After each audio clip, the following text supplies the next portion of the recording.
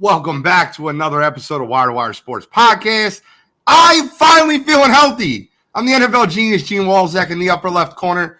I got Kent State's own, Cleveland's own, College Cottrell. Gene, it's nice to have you back. I know you've been under the weather for a few weeks here, but I see the energy. You're bringing the vibe, so love to see it. I was dying. I don't know what was happening with me in life. I might have had COVID. I never know. Like, I tested negative, but I had that 28-day cough. I was dying.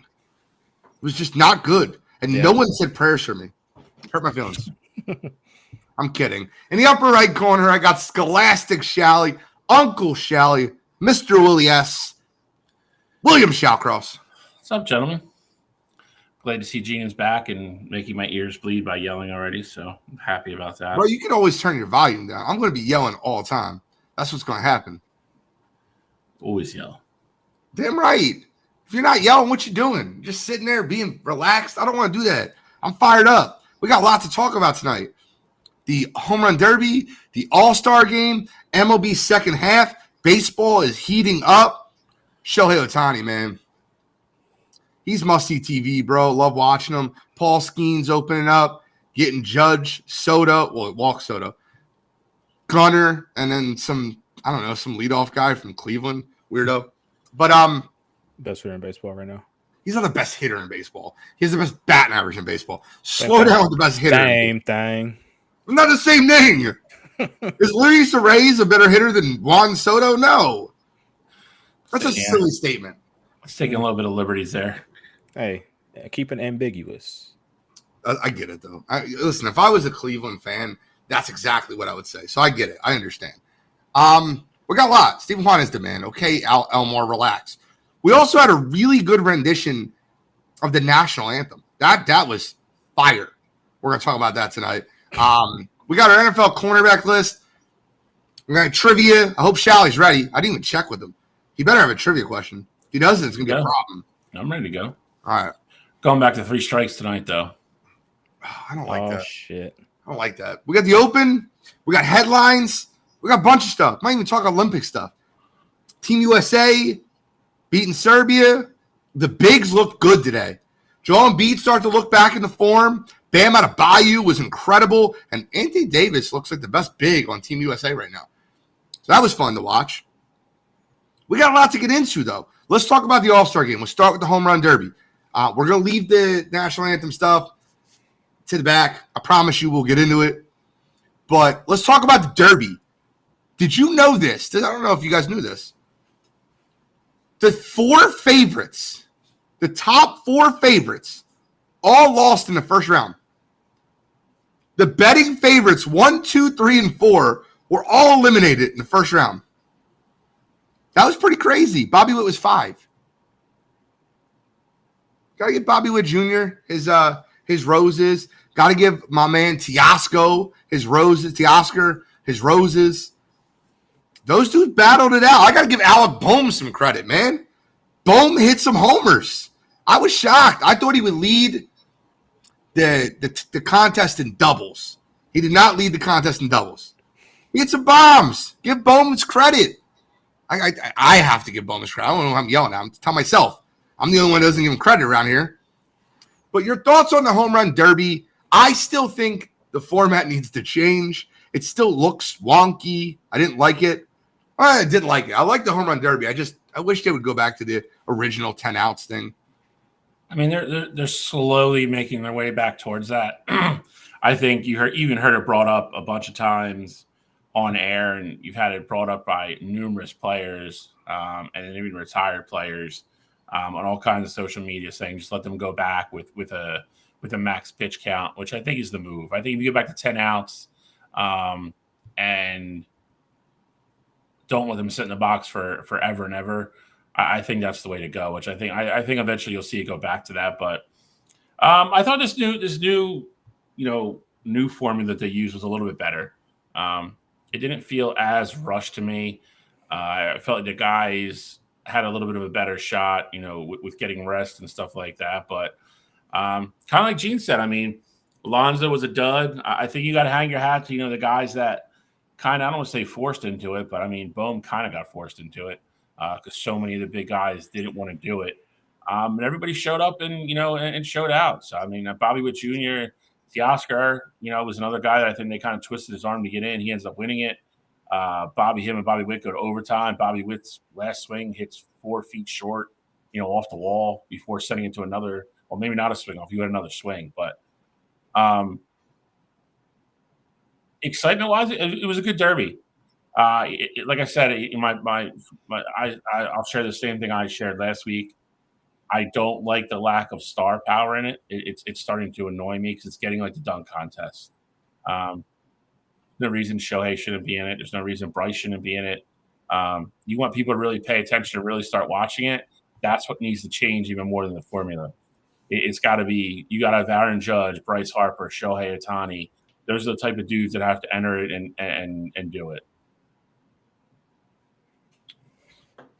I agree 100%. I think that, it would be nice to get some more of the big bats in there. But with that said, I mean, you're not going to always get, the best guys. It would have been nice if you would have got like either a Judge, Bryce or Shohei in this year's contest for sure, and just had like that household name that, is in there. But ultimately, I have to be happy with the outcome of it. I was actually surprised that Gunnar was as bad as he was in it, because he started off hot. He came out, he hit the 3 in a row. I'm like, all right, well, Gunner's about to put up 20 plus this round, and then he just ultimately went a little cold there. So that was interesting to see. And then on the flip side of things, seeing Bobby Witt Jr., in that last round especially, where it really felt like he was never completely out of it, but he definitely had a lot of ground to make up later in his time there. And he ultimately did it, forced the OT there where he got the, 3 extra outs there. And that last ball that he hit, I mean, if he would have hit it to any other part of that stadium, probably would have went out. So definitely was, entertaining to watch for sure.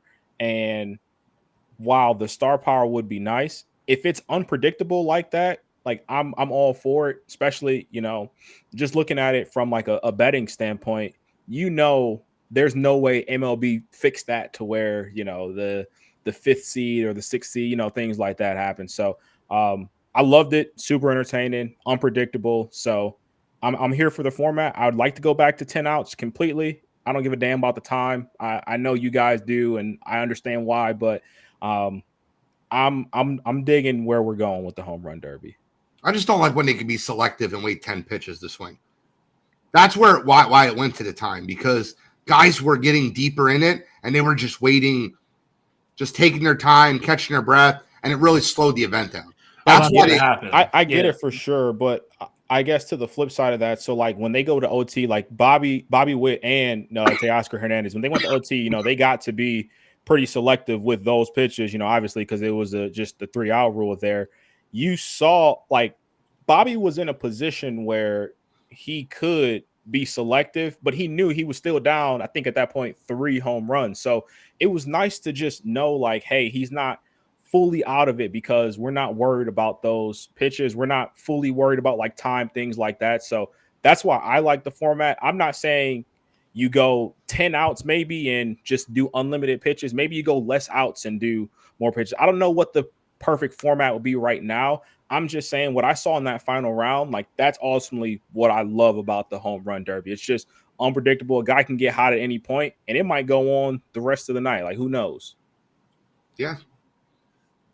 Maybe they have something like where you have to swing every 5 pitches, 100%. Like if you don't swing within 5 pitches, it's recorded out. Or if you give them a pitch limit, if you give them like, let's say 50 pitches, each pitch that's a home run doesn't count as a pitch for you. Something along the lines of that. That way they can go on forever if they want to. That's what they would do. So the thing I saw proposed earlier, which made the most sense for me, like even in the first round, you get 30 pitches, 10 outs. And like Cottrell said, if you hit a home run, the first one would count as a pitch. But then if you hit 3 in a row after that, they don't count as pitches. You still give them their timeout. And then it's like I said, it starts moving it along. Because, that's what those guys would do back then.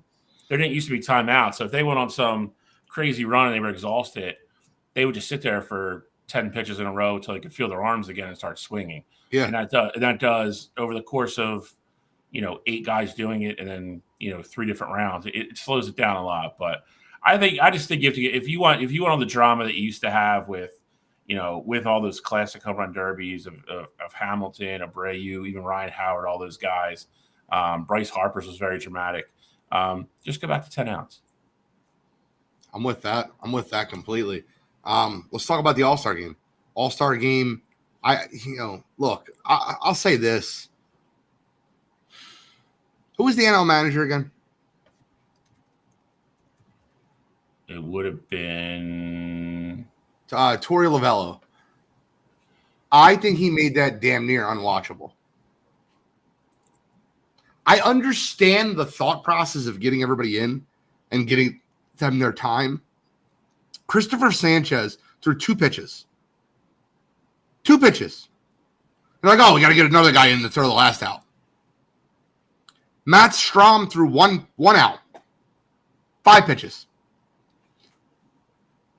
I understand the thought process of getting everybody in, but it still should resemble a baseball game, right? Like I hated how it was a pitching change. It got really, yikes for a little bit. It was like 2 outs, pitching change. 1 out, next inning, new pitcher. I don't listen. Sometimes you make the All-Star team, but you might not be able to play. Sorry. Yeah. Especially in the Phillies situation. I'd have been fine if they sat all the Phillies pitchers. And they were just like, they made it. They deserved to be there. But you give an inning to each person. If they struggle, you have a person in the bullpen that can come in. I don't know. I hated the amount of pitching changes that were made in the National League. But you got to also think, though, that's part of it they might have asked for that too, though. Like they may have only wanted to just throw a few pitches and, be done with it. If they asked for that, then let's not pitch them then. No, it's not about that. Like Skeens is a perfect example. He started the game. He only threw 11 pitches. He easily could have went more, but Pittsburgh wants to start him on Friday when they come back. So they just pretty much used the All-Star game as his bullpen day. So there are guys that say, like, I don't want to go out. Like, I'm sure Logan Webb did not want to go out there and throw 30-some pitches in that inning. That's probably not ideal for them. So I disagree on the other thing. No, if I get elected to the All-Star game, I want to go play, man. I want to go play and be on the biggest stage and play and play against the best players in the game. I don't want to go and just be like, yeah, I was there. And, I just sat on the bench and like didn't get in. Like, screw that, dude. Who wants to do that? Like, if I made the All-Star game, I want to go out in the field and play. And the other part of it is, I understand what you're pitching with the pitching change thing. I get it. With it always being elite pitching, you get games like last night where you had 1 home run, and you kind of had like another like burst of runs. And other than that, it's a lot of 1, 2, 3 innings because you're throwing good pitchers out there inning after inning after inning. So you don't have the opportunity, like you said, like, all right, yeah, you go out and throw like 40 pitches, and if you get screwed, we'll bring some other guy in. It's very limited opportunities to get people in the game because the games go so fast. Look, I'm just going to read it out loud just so you can hear it. I know you knew it happened, but maybe the listeners don't. First 5 innings, the National League threw 5 pitchers. 1 inning for each pitcher. Skeens, Fried, Webb, Amaga, and Hunter Green. Hunter Green and Webb both led up the big innings. Webb led up 3, Hunter Green 2. When we got to the bullpen type area, the 6th inning, Sanchez, 2/3 of an inning, 2 pitches. Lopez, 1/3 of an inning, 4 pitches. Suarez, 8 pitches, 2/3 of an inning. Strahm, 1/3 of an inning, 5 pitches. Scott, 2/3 of an inning, 11 pitches. Hoffman, 1 inning pitched, 4 pitches. 1/3 of an inning, 4 pitches. The American League did it right, and that's probably why they won the game. 9 pitchers. It's probably not why they won the game. Like obviously, when they got into that 1/3, 2/3, they didn't let any extra runs up. So I don't think it really mattered. But the American League pitched 9 pitchers. Each one of them got 1 inning, and you didn't have to worry about a pitching change. So I'll give the American League the credit there. They won the game. It's 9 out of the last 10, and 11.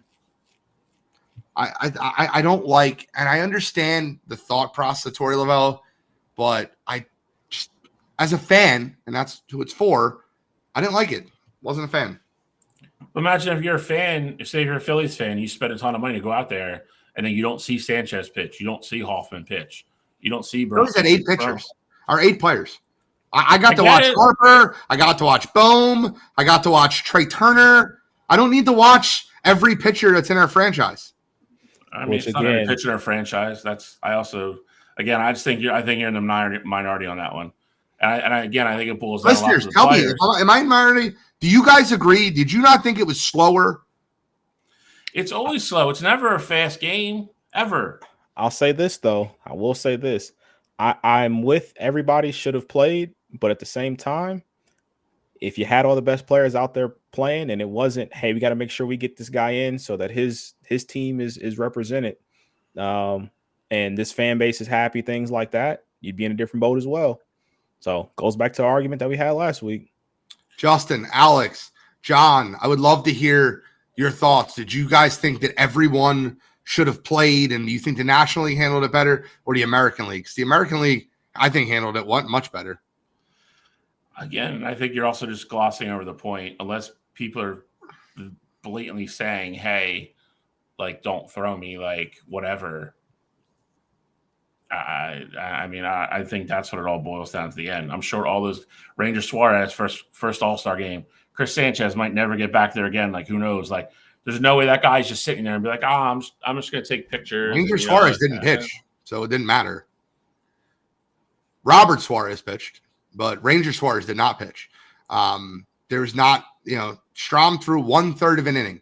Chris Sanchez threw 2/3 of an inning, 2 total pitches. He threw 2 pitches. I'm so glad I paid all that money to go travel and see Chris Sanchez throw the ball twice. You get paid to go there, bro, and it's still about being acknowledged and being there. I don't. That's my point. Thank you. You made it for me. Okay. So if he went there and he was like, I may never get here again, fit me in wherever you can, and that's when you can put him in. What the hell is the problem, dude?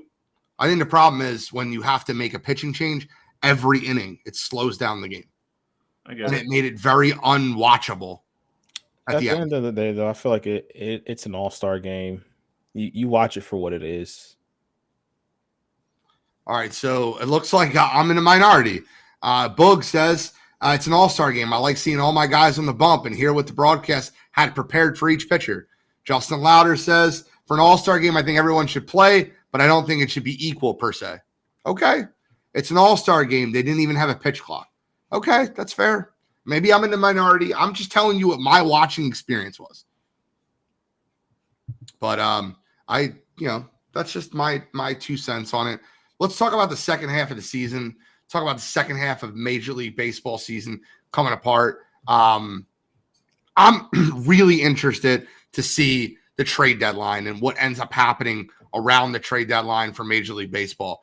Any big moves that you're looking for? Anything that you think some of the elite teams in baseball need to do? Well, you know what we can actually do? It takes a minute or two. We'll go through the top 2 teams in each division, and we'll see if you think they need to make a big move. We'll start with the Baltimore Orioles in the American League East. What would the Baltimore Orioles put on their Christmas list? Their Christmas in July list? I think it's a number 3 starter. Yeah. It might be a number 1 starter if some of the rumors are true. So we'll see. They're apparently about to get into a bidding war. I can't remember who they said the other team was, but apparently there's been a lot of discussions behind the scenes about Skubal being traded. So I can't see Detroit trading him, but if they do, Baltimore gets him, then that is going into playoffs with a Corbin Burns, Tarek Skubal 1-2 punch with that lineup. That's going to be deadly. So keep your eye on that. That rumor's picked up a lot of steam in the last couple of days. The haul they would have to give up for him, I can't imagine. But if this new owner, he's win now and ready to go, if he's willing to do it, then that would be a massive, gigantic type trade. So I was definitely thinking pitching, but I was thinking more buying a little bit lower.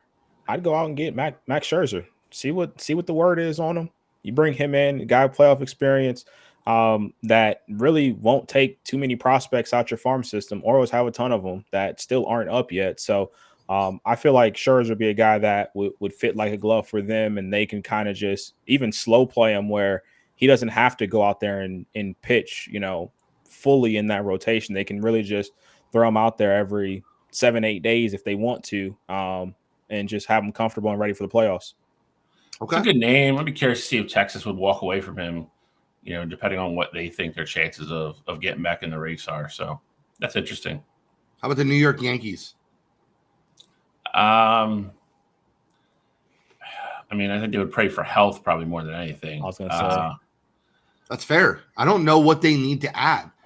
I don't like you can't say their lineup. Just need their lineup to be healthy. I mean, you got to line up with Judge, Soto, Torres, Volpe, like Rizzo, Stanton. Like, I'm okay with that lineup if they're all in the lineup. But as far as pitching goes too, it's the same thing. Cole's back. You got Cortez, you got Rodon, you got Stroman, you got Lucas Gill, and Clay Holmes. Outside of like his last 2 outings, Clay Holmes has been unhittable out in their bullpen. Now, granted, his last 2 outings he left more to be desired, but other than that, man, I feel like he has been lights out for them. So I don't know how much more they need to add as a bullpen piece either. I try to go to a team that's selling. Obviously, we talked about injuries, and I think a team like the Yankees that consistently has injury problems throughout their lineup, why not see if you can get a hitter from a team that they could potentially be selling? Like the first person I think of is why not just see if Luis Robert Jr. is available in Chicago? They don't need to go after a guy like that, but if you can plug in a guy like that when you consistently have issues within your lineup staying healthy, why not at least kick the tires and see what the asking price is for him? Yeah, he's definitely available. The problem with him is, which is becoming a sticking point, Chicago wants to let go, and they kind of want that to be kind of like the centerpiece of the beginning of their rebuild. He's under contract for 3 more years. So, I mean, they're not going to let him go for nothing. I mean, I heard the asking price is steep, so we'll see. I think he gets moved, though. I think he gets moved somewhere. All right, let's go to the American League Central. Let's talk about the team that's winning the division right now, Cleveland Guardians. What do you think that it's on the Guardians wish list for this trade deadline? It's been the same name that's been on at least my wish list for the past 2 months. Bo Bichette. See what Toronto wants for him. Toronto is not in a position to – I feel like they're in a position where they're probably strongly consider blowing it up. So I think Bo would be a perfect fit for us. We got to avoid there short. I think it just make a ton of sense.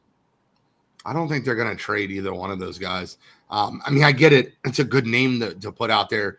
I just don't think that they're going to go out there and trade either one of them.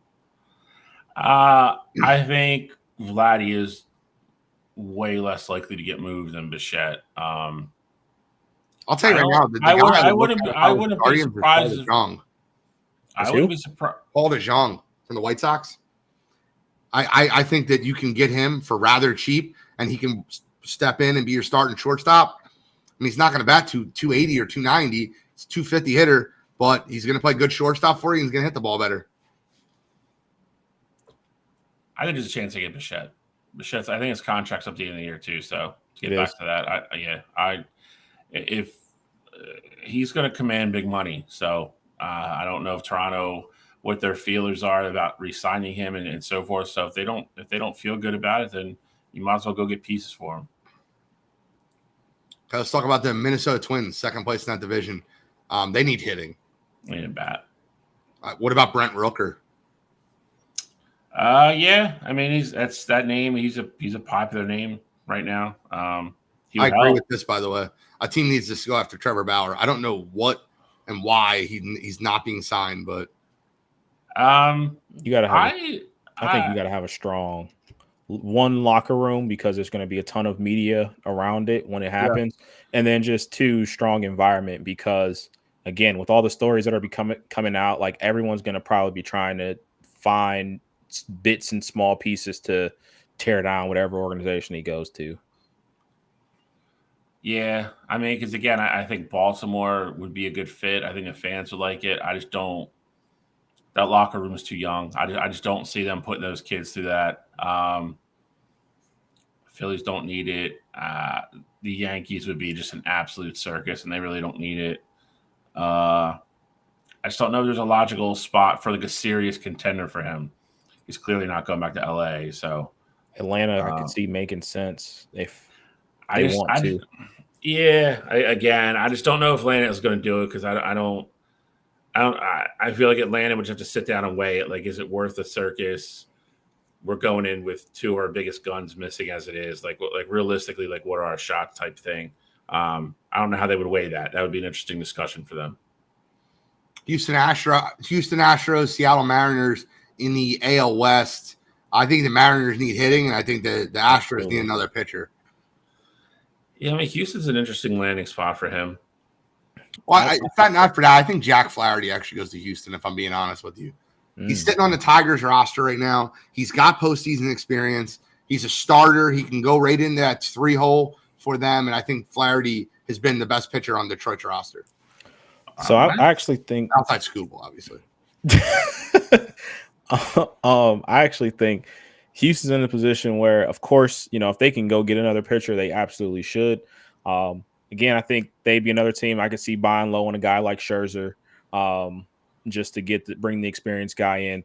But as far as Seattle goes, they definitely need a bat. I don't know what bat though. I don't know what bat could potentially be. Again, going back to Toronto, I guess maybe George Springer, bring a guy out to your outfield.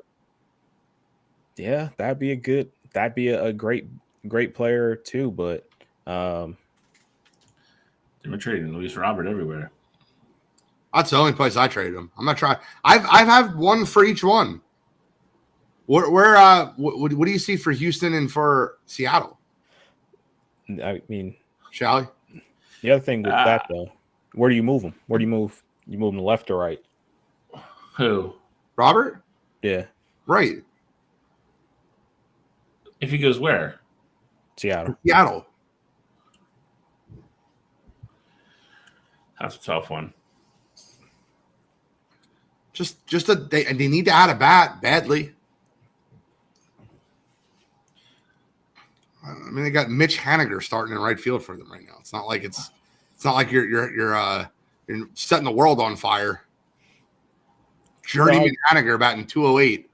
Like, I get it, but I'm just saying, two young stars like that, like, are they going to be willing to play out of position? Either one of them at this point in their career. I mean, Robert's still young, and I think he would do anything to get out of freaking Chicago right now. So, yeah, it's Julio's team, though. Yeah. All right, let's go to the National League. Do you see the Dodgers even making a move? Maybe going out and get a bullpen arm or a starter? I think they're kind of in the same boat as New York. I think they're wishing for health right now. I mean, it looks like the more I read, it looks like Clayton, they're just going to shut Clayton down. I don't think he's even going to pitch. Hopefully you get Bueller back. Glasnow's good. And then you just got to hope Miller and all those guys stay healthy. You should get Mookie back sometime mid to late August for the stretch run. Get him a bunch of at-bats, get him ready for the playoffs. And then, I mean, I guess they could go out and get a bat or get somebody to, take the spot of one of the guys that's on the, the second half of the lineup that's struggling. But I don't see any splash moves for them. I don't think they're going to give up any kind of minor league capital, and they sure as hell don't want to add any kind of huge payroll. So I think the Dodgers probably stay pat. If anything, it's probably a minor kind of bullpen piece type thing, like Gene said. I don't think they make a move. I don't think anybody else in the AL West is even, or NL West is making a move. Do you think the Padres or the Diamondbacks make a move? They already went out off season, signed players, and they're still 7 games back. Yeah. No. I mean, listen, LA's not playing as great as everybody would make you believe that they are. I don't see either one of those teams though making a run, getting it back into it that seriously in the next 2 weeks. It was a trade deadline July 30th that would make an owner turn around and say, you know what, we're all in. Let's do this. So I don't see it. I could see San Diego potentially going to get a pitcher, but that would really be it. And then in the Central, I think Milwaukee goes out and gets a reliever. I think they end up ending up with Tanner Scott, the lone all-star for the Miami Marlins. I think he goes over there and becomes their setup guy or even their closer. I think what Milwaukee needs is another bullpen arm. I mean, listen, Milwaukee has had a bullpen arm. That's literally it. They have Trevor McGill. Like, literally, that's it. The rest of their bullpen has been horrendous. The thing with Milwaukee, though, is that I don't know if they're a team that actually goes out and buys, though. You know what I mean? Like, I don't see that. I don't see them doing that. I think the move would make a ton of sense, but I think Milwaukee is very content just being middle of the pack team in the NL, potentially winning their division and just seeing what happens. Yeah, I mean, you look at Milwaukee still leading the division, and you figured they unloaded Corbin Burns in the offseason. They like staying. They are very, very content to stay in their comfort zone. You know, payroll, certain spot, like Cottrell said, to win the division, get in the playoffs, and see what happens. But I don't think they're going to add anybody that is big money. That's for damn sure. I think the only team in that division to add someone big money is the St. Louis Cardinals. They need a pitcher badly. Yeah, I mean, I can see them bringing Flaherty back maybe. I mean, Bauer's definitely not going there. You think anybody goes out there and spends the money to get Garrett Crochet? I don't think Chicago's going to trade him. I truly do believe he's probably the one untouchable person on that roster. It's fair. I think the other pitcher I would be on the lookout for. I know he had a great last start, but Blake Snell hasn't been great at all this year so far. I think maybe you see what San Francisco wants for him. Guy that has the history of being in the playoffs, being a good pitcher. So I think that's a guy you could potentially buy low on and plug him into your rotation and see what you can get out of him in the second half. Snell's a name. Jordan Montgomery obviously has not pitched great, but he's pitched better recently. He's on a 1-year deal as well. I mean, I think a lot of those guys you could see, flipping other teams possibly. And then the Phillies and Braves. Again, I don't think the Braves are going to do anything nuts. No, I don't either. I just don't think they're going to mortgage any kind of high-ranking prospect or add any kind of major payroll with the situation they're in with losing they're literally down their best pitcher and their best player. I think they're just make the playoffs, see if people get hot and they can win a series or two, and then regroup for next year, getting Acuna and Strider back. So, but Atlanta has a great front office, so I could say that, and they could absolutely turn around and pull off some kind of blockbuster deal too that nobody saw coming. So with the Phillies, I don't think the Phillies need to make a move. Obviously, if somebody's out there and they're just like, "Hey, we're giving this guy away," I think that's something the Phillies might kick the tires on. But ultimately, I don't think they make a move. The name with Atlanta, name I've been saying for about a month now as well, Jazz Chisholm from Miami. I think that's a guy who this is the last year of his contract. I don't think Miami is getting in a position to necessarily hold out to get a whole bunch of prospects back. If Atlanta can just send over like one, maybe two prospects that aren't, too high on that list, I think that fills a perfect void for you.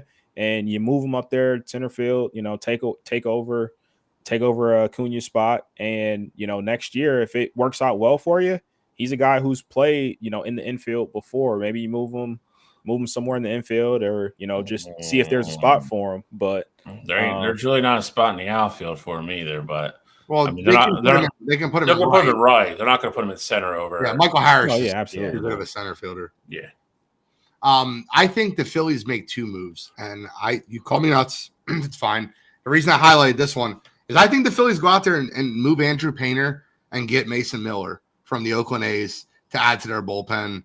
I think they go out and do that move. I don't agree with the move. I would love to keep Painter, and I would love for him to be our move up 4 starter next year and be that guy right at or it's one of our 5th starters. You could literally pose a rotation of Wheeler, Nola, Sanchez, Ranger, and obviously have Andrew Painter. But Mason Miller has been one of the best relief pitchers in all baseball. and add him to a bullpen that really, I mean, it's been good, but really struggled in that Oakland series at the end. And I think the Philadelphia Phillies definitely go out and get a center fielder. I think there's no doubt about it. Dombrowski has all but said it. They need to solve the center field problem.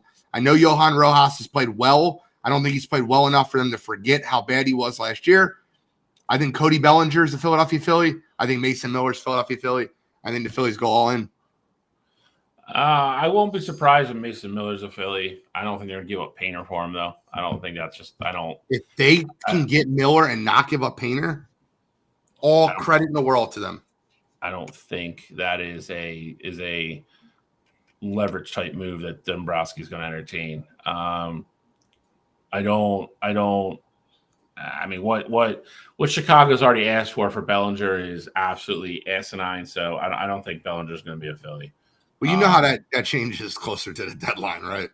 I get it, but the stuff they were at, the starting point for it was already ridiculous. So, he'd be a nice bat to have. Don't get me wrong, but well, they're now sitting in last place in the NL Central, and I think Chicago's ready to give it up, and I think that it'll be just like Moneyball when they're literally talking about the whole movie. They're trying to get that relief pitcher from Cleveland, and then all of a sudden. Rincon. And all of a sudden, near the end, they give him a call up and like, you still want Rincon? We're ready to move. We're ready to deal.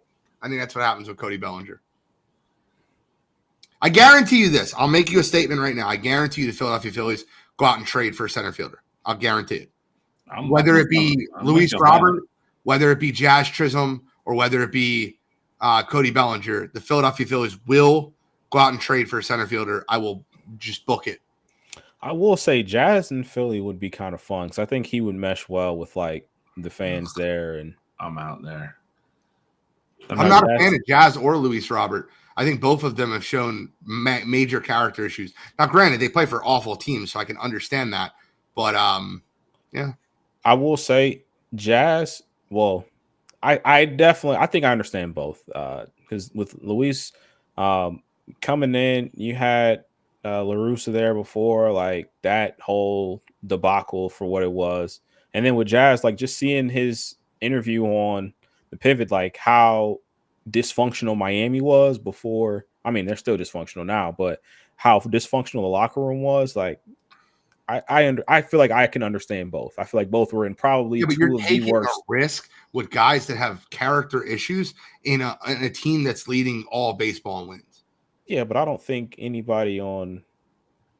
there's anybody in Philly right now that has like serious character issues. Okay. Like I think Philly would be a locker room that's strong enough to withstand character. Like if you brought in Trevor Bauer, not saying he has character issues, but if you brought in Trevor Bauer, I think Philly would be a locker room that could take care of that. Like I agree with you on that. Well, we'll be talking about it a little bit more next week as we get into our trade deadline conversation. Anything else MLB before we move on to our cornerbacks list? Are you guys here for the corners list? Because I'm here for the corners list. NFL is coming, and we are constantly cranking out lists. If you do not see our 10 through 6, it is on the Wire2Wire Sports Podcast Facebook page. Check it out. We're going to go over our top 5 tonight. Cottrell, without further ado, send in the clowns. Here we go. Our top 5 list. Gotta be there. We go. All right, so I see you, Cottrell. I see you. A little Jair love. I'm loving it. All right, so I was really interested because I seen Jair down there on Shally's list. I didn't see him on Cottrell's list, so I didn't know if he had him top 5 or didn't have him on the list altogether. But it looks like all of us have a guy in the top 5 that not everybody else does. We're all higher on someone, which is great. I love seeing that. Let's get into it. Cottrell, start us off with your number 5. Let us know where you're at. So my number 5, I'm going with Trent McDuffie from Kansas City. I was telling Gene before the show that Trent McDuffie was probably my hardest guy to place on this entire list because of where he plays. You know, everybody else is a lockdown. My other 9 are lockdown corners that play on the outside that can shadow anybody on the field. Now, I'm not saying McDuffie doesn't have the ability to do so, but you see him play in the slot, and he's not taking over the number one guy. But ultimately, what I valued is dude's a football player. If you need him to go make plays in the run, he can do that. If you need him to go sack the quarterback, he can do that. If you need him dropping the coverage, he can do that. So ultimately for me, that's why I fell with Trent McDuffie here at number 5. Talent-wise, he could probably even be as high as 3 on my list, but ultimately I landed him at number 5. Understandable. Number 5 for me, I got Javarius Ward from San Fran. Great story, undrafted, free agent 2018, didn't get drafted, started out Dallas, got released, ends up in San Fran, becomes one of the top corners in the league, physical guy. Number 5 for me, second team All-Pro last year, 2023, second in the league with pass breakups the last 2 seasons, continues to get better. Still has lapses every now and then where he kind of gets caught in no man's land or kind of jumping routes like way, way too prematurely. But overall, very physical guy, underrated against the run. And I don't think he's even hit his ceiling yet. So I have number 5 this year. My number 5, and I hate having him this low. I'm going to be honest with you. I really struggled with this one. Jair Alexander, on and off the field, issues with the team, going out there. He got suspended for the 1 game in Green Bay. I think Jair Alexander, it's dumb, I get it, but I think Jair Alexander is if not the best, one of the top 3 cover cornerbacks in all football. I think when he's on, I don't think there's many that are better. I love what Jair Alexander does. I don't necessarily love the scheme that's ran in Green Bay. A lot of times they're not allowing him to run just straight man-to-man coverage, and I think he's the best when he's in that type of coverage. Love Jair Alexander. He's my number 5. My number 4, I might have higher than I should. I probably should have switched Jair and Trent. But I love what Trent Duffy did for Kansas City last year. And Cottrell talks about him in the slot. I'm going to tell you something right now. Playing cornerback in the NFL is not just about coverage. And Trent McDuffie shows you that. The timing of his blitzes and the spying that he did versus Lamar Jackson, Trent McDuffie was like I've never seen a joker or a jack of all trades cornerback like Trent McDuffie. The amount of skill this man possesses and the knowledge of the game to be able to, when to blitz, the timing. McDuffie's a great slot corner. Not only is he a great slot corner, he's a great blitzing corner. He can tackle. He can do it all. Trent McDuffie is the real deal. And in order to be a slot corner and be in the top 5 corners in the NFL, you got to be special. And I think Trent McDuffie is every bit of that. He reminds me so much of like a free safety that's a ball hawk, and he gets a lot more freedoms than a nickel cornerback normally does. And Trent McDuffie has earned the spot, number 4. Number 4 for me, I have Jalen Johnson, Chicago guy, drafted in the 2nd round, and has just continued to climb this list the last 2 years. Set career best, was in the top 5 in the NFL last year for target rate, completion percentage allowed, yards per target, and also yards after the catch per completion. Everything the guy does screams elite corner. Play on a Chicago team, especially on a defense that's going to continue to get better as they continue to build it. He's going to be one of the anchors of that defense. Chicago was very wise to extend him to a big deal after franchising him. Kid's very smart. Listen, the kid did everything he could with his opportunity. He continues to impress. Again, another guy that I don't think has had his best career year yet. Very athletic, very smart, continues to get better. That's why he landed at my top 5 at number 4. Number 4 for me is a guy who has consistently been on my list since we've been doing the show here, and that's Jalen Ramsey. Say what you want to about Jalen. You may think that he lost a step. Well, the reality of him down in Miami, especially like last year, he was still phenomenal once he came back. I know he missed about half the season last year, but he's still really good in coverage. And I think with that Miami team, it'll be interesting to see that now that they have a new defensive coordinator, Anthony Weaver's coming over from Baltimore. Be curious to see, ultimately what scheme they run out there with him. But regardless, I think pound for pound, my top 4 guys are guys that I want coverage. That's what I value the most in my cornerbacks. So that's why I had to have Jalen Ramsey here in my top 5. But again, sticking with the theme of just coverage, Jair Alexander's top 3 coverage guys in the entire league. So ultimately that's why he came in at number 3 for me. Gene talked about the antics like off the field and then him getting suspended, things like that. Honestly, I just think that's part of his character. I understand why Green Bay, I guess, decided to suspend him, essentially just not letting the star of the team have any other special privilege compared to other guys. But at the end of the day, guy was just messing around. Like, I don't think it's a detriment. I think his teammates probably found it fun and, exciting things like that. But Jair is a guy who you can plug in any system in the NFL and he's going to work. If you want to run zone, he can do it. You want to run man, he can do it. He can follow anybody around the league at receiver and be just fine. So I got Eric Jair coming in at number 3. Before Shally goes, I want to get a little spicy here for a minute. We haven't got spicy in a little while. Control, and I'm not calling you out. I'm not, because I understand what you value in the NFL, and I think that it's been very evident that Jalen Ramsey has been very outspoken about the way he didn't like the way Vic Fangio ran his defense, and him and Xavier Howard, he in his words, 2 of the best man corners in the league, were never able to play man. Any statistical, advanced stats told you Jalen Ramsey completely lost the step last year. He had 3 interceptions. He got the interception on his first game back, but his PFF grade was the lowest he's ever had in man coverage. He didn't play a lot of it. I get it. Do you not think he's lost a step? Or do you think he's lost a step that's so little that just moves him from 1 to 4 for you? Because I look at Jalen Ramsey as a guy that I borderline didn't put on my list. Yeah, that's fine. But again, like you said, when you're not running in the correct scheme, you're going to look different than what you should. We saw last year, and I'm not even saying this is the case because I know you guys think, the Philadelphia DBs lost a step, but I'm sure big part of why Slay didn't look like himself last year was that he was uncomfortable.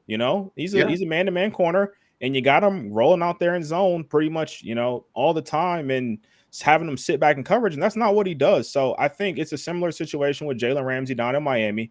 I think with Weaver coming in from Baltimore, they're going to run a lot more man coverage. And I think Jalen Ramsey, to me at least, just watching the film on him, I think he's still that athlete. Now, I'm not saying he's as fast or as strong as he once was when he was in Jacksonville or the early years in LA, but I still think he's a premier corner in this league because he can cover with the best of them when given that opportunity. Just a 64 rating or 66 rating in PFF is just, it tells you a lot of what I know PFF's not everything, right? And 66 rating for a corner is extremely low for a top 5 guy. I get it, but the other thing with PFF that I really don't value, I think corner is probably the worst grade for PFF because they don't understand what coverages are being run, what the intended coverages are. So it could have been a situation where, Jalen Ramsey gets beat for a touchdown, but it might not even been his responsibility. They're going off of, expected coverages and things like that. So I think for corners and for safeties, it's so tough to grade them off of a PFF scale because you have no clue what the intended coverages are. I appreciate the detailed response. It didn't get as spicy as I expected it to. Jalen is a tipping point on the show. Well, no, I really think he's lost a step. And I think out of respect, I think I put him number 8, out of pure respect for who he's been as a corner. I don't think he's a top 10 corner in football. There's a lot of guys like Deron Bland had a much better season than him last year. He had a 1-year wonder season. We'll see but Deron Bland could be on these lists. Trevon Diggs could come back and be on these lists. Not on either one of our lists, but easily could be ahead of Jalen Ramsey. I get it, but at the same time, you do have to give him credit for what he did. I think we all kind of knocked him a little bit, kind of understood why he was playing, just looked like he didn't care for the Rams. Then went to Miami, had a tough first year there, but he had a very good year last year. So I don't know if oh, he had a bad year last year. That's what you're talking about. I don't think. See, I don't. I'm kind of with control on that one. I don't think the year is as bad as certain people. I get it. You could say he wasn't as bad as it looked, but it looked bad. It definitely looked bad. I'm going to go number 3, Trent McDuffie. Both these guys already talked about him. Kind of a Swiss Army knife of a cornerback. Steve Spagnuolo has found out very quickly he can put him anywhere. Put him in the boundary, put him in the slot where he played predominantly most of the last year. great coverage out of the slot. They can blitz him. He's good against the run. The kid can do everything. They have so much confidence in him. You know, they let Snead walk. They're going to move him outside. Kid's earned all the recognition and, you know, everything coming his way. You know, you can't – there's really nothing bad you can say about him. He has absolutely just jumped on the scene and, you know, and kind of, you know, made people recognize him and made people watch him. He's in all 3 of our top 5 lists, and he's there for a reason. Kid can do everything as a cornerback. You know, and I think again, I think he's a guy that we probably I wouldn't be surprised if he had a better year this year than he did last year. I really wouldn't. So I didn't struggle putting him in my top 5 at all. It was just a matter of where I wanted to put him, but he lands number 3 for me. My number 3 is Patrick Surtain II, and I think this goes a lot off of what I know he can do and not off of what he did last year. Denver, for a good portion of last year's defense, was just awful, and I'm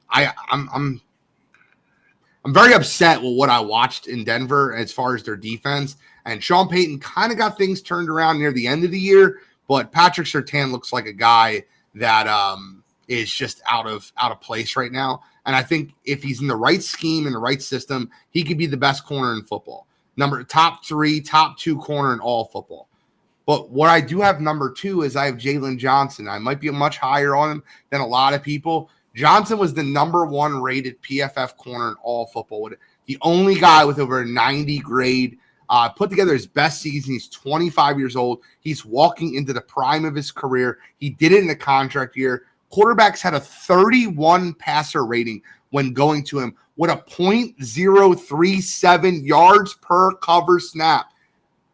Not only can he cover, he's incredible at coverage, he's also a great tackler. And he plays in a division in which he goes against Justin Jefferson often. Look at the Chicago versus Minnesota games, and I'll tell you right now, Chicago does a great job of blanketing Justin Jefferson and slowing him down. A lot of that has to do with Jalen Johnson, who I think is the second best corner in all of football and deservedly got paid on a defense that up until week 8 didn't have a pass rush when they traded for Montez Sweat. Number 2, I'm going to go with Patrick Surtain. You know, Gene mentioned in the beginning of the year last year, Denver's defense was a mess. If you look at his splits between the beginning of the year and the second half of the season, still didn't get back to his peak, but they were drastically better. Patrick Surtain is a guy. If you look at all of his numbers, they're all elite. Even when he's, you know, covering somebody, you know, who doesn't end up getting the ball, his separation numbers are second only to the guy that we're all about to talk about here in a second. He's also one of the few guys on this list that will play both sides of the field routinely, which I think is another reason why he has the reputation that he has. He will go on both sides of the line. He will shadow if he wants to, if that's how they decide to use him. I think he's a little bit of a bounce back year this year. Everybody's comparing it to his All-Pro year in 2022, which was insane. But Patrick Surtain for me is clearly the second best corner in football. Agreed. I really couldn't say much more else about him. Patrick Surtain is great in coverage, absolutely phenomenal in coverage. And I also think part of the reason why you saw him look a little bit different is there's a scheme change. You know, bringing in Sean Payton. Obviously that meant he's going to have a new DC. So Vance Joseph being there, it's going to be a second year under him now.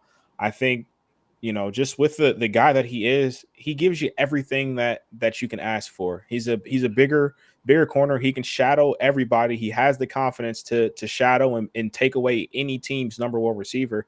And that's really what he asked for. You know, that's a guy who's asking for the best receiver every time he's out there on the field. Like Bill mentioned, he's a guy who can go on either side of the field as well, which makes him super valuable. I think he's the second best corner in the league. And a lot of that is because of just what he does in coverage and how he can blanket pretty much any receiver out there. But number 1 for me, for the second year in a row, has to be Sauce Gardner. I mean, this kid, you know, first 2 years in the league, has been All-Pro both years, and he's just absolutely incredible. Kid that really hardly ever gives up touchdowns. I think he gave up 1 touchdown all of last year, and that just shows you the kind of talent that he has.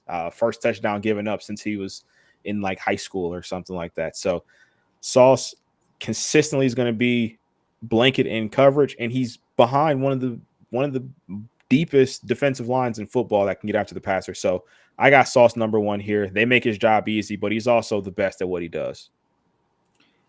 Yeah, so I mean, I'll just pile on here. He's given up 2 touchdowns in 2 years, 31 pass breakups in those 2 years, leads the NFL. He's the only cornerback in the league last year that played at least 15 games and had under 60 targets, completion percentage in the 30s, led the league in yards per target, yards after catch, everything. It's just, he's physical, he's long, and on top of everything else, he's extremely smart. Playing cornerback is kind of one of those jobs where it's kind of like a craft, if you want to say it that way. And he is a guy that understands it, between the ears. He's a very smart player. He studies it. He tries. He's not a guy that rests on his laurels. Like, he is a guy that constantly wants to get better. That's why he's elite. That's why he's number one on all 3 lists right here. So number one for me yet again, probably will be for the foreseeable future, Sauce Gardner, New York Jets. You know what stands out to me about Sauce Gardner the most is the fact that how instinctual he is. We talk about the plays in which he's targeted or not targeted, the fact that he covers the number one receiver and shuts them down in the game. The plays that really stand out to me is when he breaks off of his own man to help with coverage across the middle of the field. He had like 3 or 4 ridiculous plays in which he broke off his own man when he's seen the ball in the air and made a game-saving tip or a saving tackle on somebody else's guy over the middle of the field. It's his instincts that make him so good, and he's such a good corner that he's constantly looking into the backfield and seeing when the ball is thrown while covering the number one receiver on the team. Sauce is everything you want in a corner. He's long, he's fast, he's athletic, he's intelligent. He's the best corner in football. And the funny thing about that too, Gene, like just to add on, is that you mentioned that speed-wise, he's fast or whatever, and that he has his eyes in the backfield. You'll see at times he actually gets beat, but he has that speed and he trusts his speed to catch up. So you'll see a receiver gets by him and the ball can get thrown perfectly, but Sauce has the makeup speed to cover the ground. And it's like, do you think that he's baiting them sometimes? I almost feel like that's some of those times he's baiting, like he's giving separation to try to make a play to get the ball thrown his way. I mean, it could be viewed as baiting too. Baiting or just him just trusting his ability. It takes a special player and a special type of confidence to let a receiver beat you vertical, knowing that you have to make it up. The saying that goes across, football at every level is that if he's even, he's leaving. And so not only are they even with you, but they actually get by you. And so for him to be able to get in his turn and make up that ground, it's absolutely insane. Completely agree with you. All right, well, that's our cornerback list. We're going to get into linebackers next week. That should be a lot of fun. Let me get the ticker ready because I'm fired up. I know exactly what we're about to get into next. You see what time it is. We're almost perfect, bro. It's trivia time, baby. It's EA Sports, and we're in the game. I'm fired up.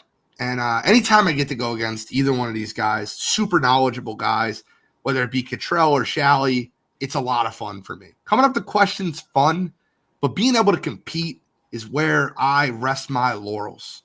And I'm fired up today. I get to go against my man Cottrell. Shally's got the question this week. I think it's the second time he had to put a question up, but he's been absolutely dominating trivia. He still holds the lead, 4-2-1. Me and Cottrell are. Where are we going to? What's that? Where are we going to? Where are the trivia finals? So first to what? I don't know. It's could be by the end of the year, 15. I don't know. I say it's until Gene's in the lead and he knows he's in the finals, and that's one will decide. That's not true at all. At all. Could be 5, could be 15, could be 37. I think we should go to the end of the year and then restart it next year. Like you literally end it on the last show of the year and see where we're at, and then you restart next year. I don't think this should be a segment we get rid of. I love this segment. Well, I mean, I think one thing too, though, is that, and trivia doesn't take long, but I love it too. But I just know once we get into Football. the thick of it, football's back, Yeah. basketball's back, all the sports going, college football, all that stuff. I just know how time gets. That's why. Yeah, it's gonna be tough. Into the thick of it. I'm done. Oh, All right. Well, in honor of the Midsummer Classic All-Star Game, we're gonna go back to baseball. Made this. I got Cottrell. I thought last time was a little bit, not a lot, and I don't want to penalize somebody for having a wealth of knowledge about the history of the game, but Cottrell's just a younger human being than me and Gene, so I have to take that into consideration. So I gave him a little bit more of a fighting chance this time. So we are going to do the strike policy, though. Oh, yep. So Gene just can't blurt out answers. He's going to have to think about it this time. But these are all active guys. So, again, that's the reason we're going strikes, because I think you guys are going to rip through this pretty easy. Okay. Top 10 active major league players in WAR. okay. I don't know won who- last week, so I have to go first here. Oh, go ahead. So it's like a total war. Is this like a total Their career so far. Their career WAR so far, correct? Okay. Top 10 So, like, active players. That's all right. That makes it a little bit different because, like, I can war for a season and being active makes a lot different than war for Correct. Okay. Career WAR. Top 10 active players in career WAR. Okay. Cottrell, you are going first. Yeah, I'm going to go with Mike Trout. So easy. Number one. That is number one. That's like literally that was like the lowest hanging fruit. It really is. Possibly like it's not even hanging. It's just rolling on the ground. Like it's Yeah, I'll take that. you got I'll take- like the career distance and you have what he's done in war. So they're all active players. So I guess I can get away with going Mookie Betts here. number two. A full 20 points behind Mike Trout, though. I know it's not close. That's absolutely insane. Can I ask you a question before Cottrell goes? Because I don't want it to seem like it's like I'd rather Cottrell get the advantage here. How many pitchers are on the list? I think that matters. 0. Okay, that's exactly where my head was at. I just wanted to make sure before he went. All right, so I'm gonna go. I'm thinking longevity here. Give me Nolan Arenado. Number 7. Okay, I'll go with Freddie Freeman. Number 5. Okay. I gotta slow down. I go too fast. I want time to process. Okay.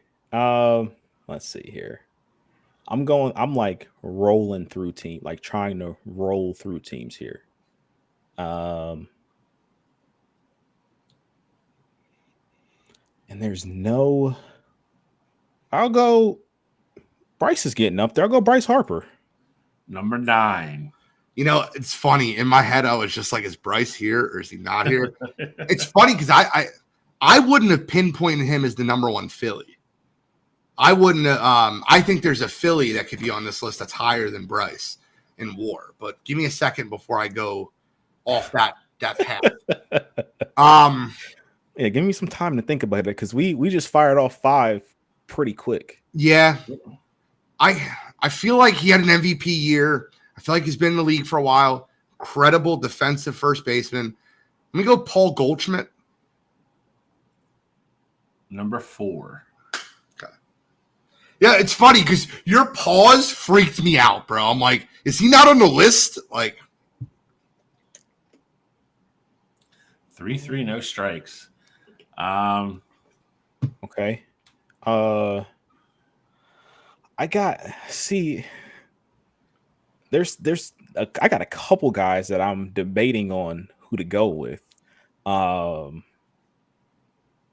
see. There. I'm scared of certain players because of their total careers. Like they might be too young to be on the list. I'm scared of certain players because of their defense. That's fair. That's growing. I'll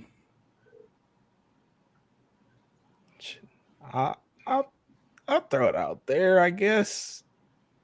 Oh no, because I'll go Jose Altuve. You know, it's funny. I knew, like in my head, I knew that's the name that was in your head. Jose Altuve is number 8. Oh, let's go. So 3 left. that was the. So what do you have? 3, 10, and who? 3, 10, and 7. 3, 7, 10. 3, 6, and 10. It's close.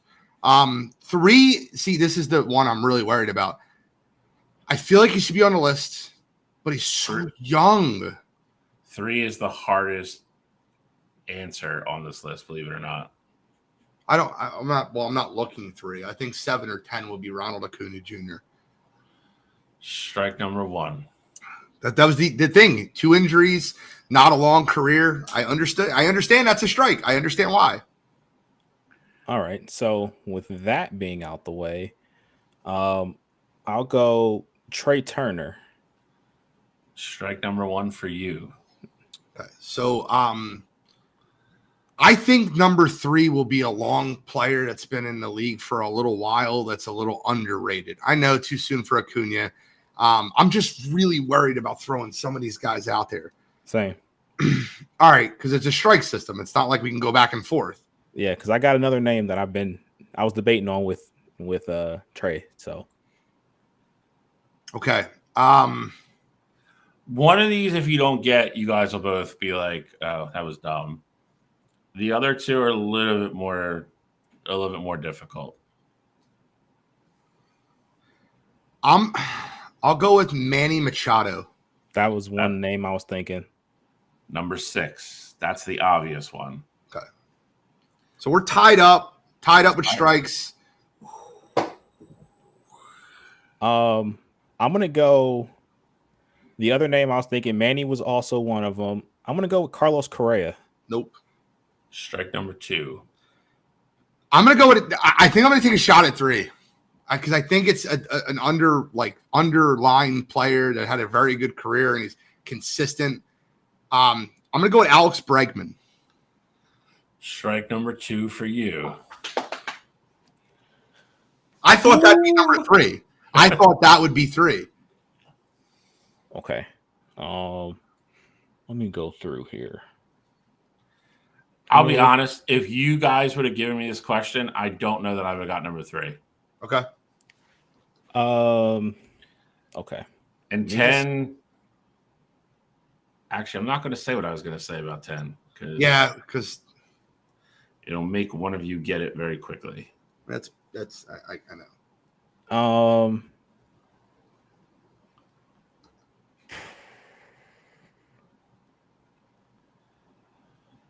I'll go with. I'll do it. See, I don't want to use this guy here, but I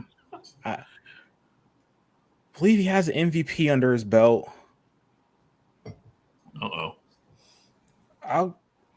That probably wrong here. I'll go Christian Yelich.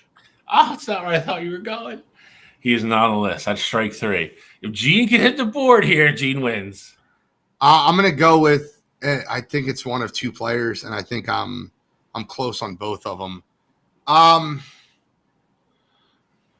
Fudge. I'm between 2 players, and I feel like both of them could be number 10. I'm going to go JT Realmuto. No. Strike number 3. We both have 3 strikes, though. Correct. So we're sudden death here. I will give you a hint about both players. I don't want a hint. Can we go one more round without a hint? All right. I have another guest that I think is on the list. Okay. Then I'll go back to control. Okay. Another guy. That was the guy I thought that you were referring to as far as. No. But I know the guy now. I'm between the 2 guys. I know the guy. Okay, let me go. I know it. I'm sure of it. I have 100%er over here, Cottrell. Okay. Time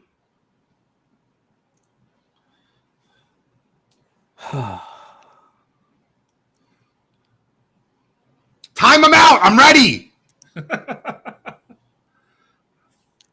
We'll go with let's see. I don't know if he's played long enough. Who can I get a check here? Can I get a check Okay. here? I Who don't was know what number that means. Who was number Go ahead. 9? Bryce Harper. Okay. You got to remember, it's not just about longevity. I mean, like, Hey!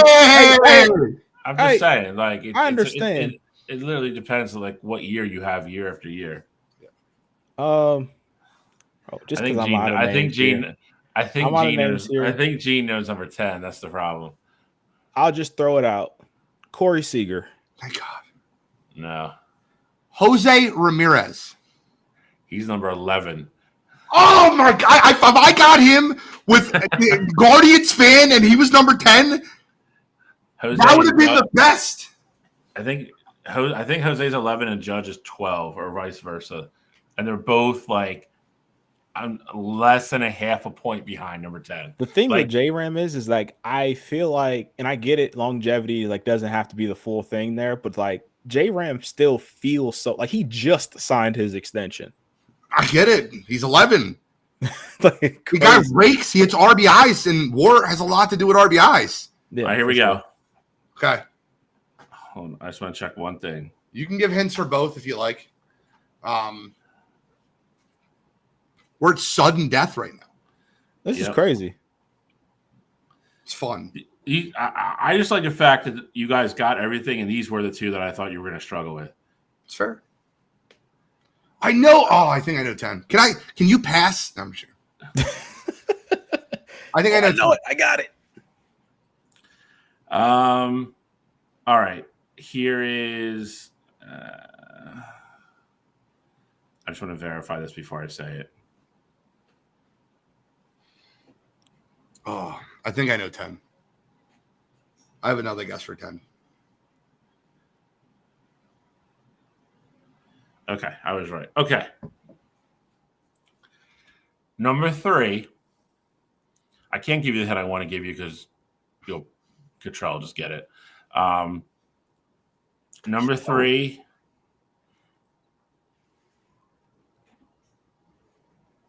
is widely considered of one of the most consistent hitters of this generation. Okay. And number 10 is a former MVP winner. Okay. So I was wrong about number 10. Again. All right, let's go through here. Former MVP winner. I was wrong about 10. King of consistency. Number 3 is kind of a quirky dude. And number 10 is a just great teammate / funny guy. Okay.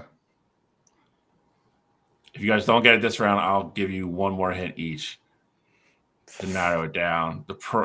Yeah, okay. All right, so former MVP guy. Into the thick of it. Oh. Let's see. I'm trying. I don't know what way to go. I need a map.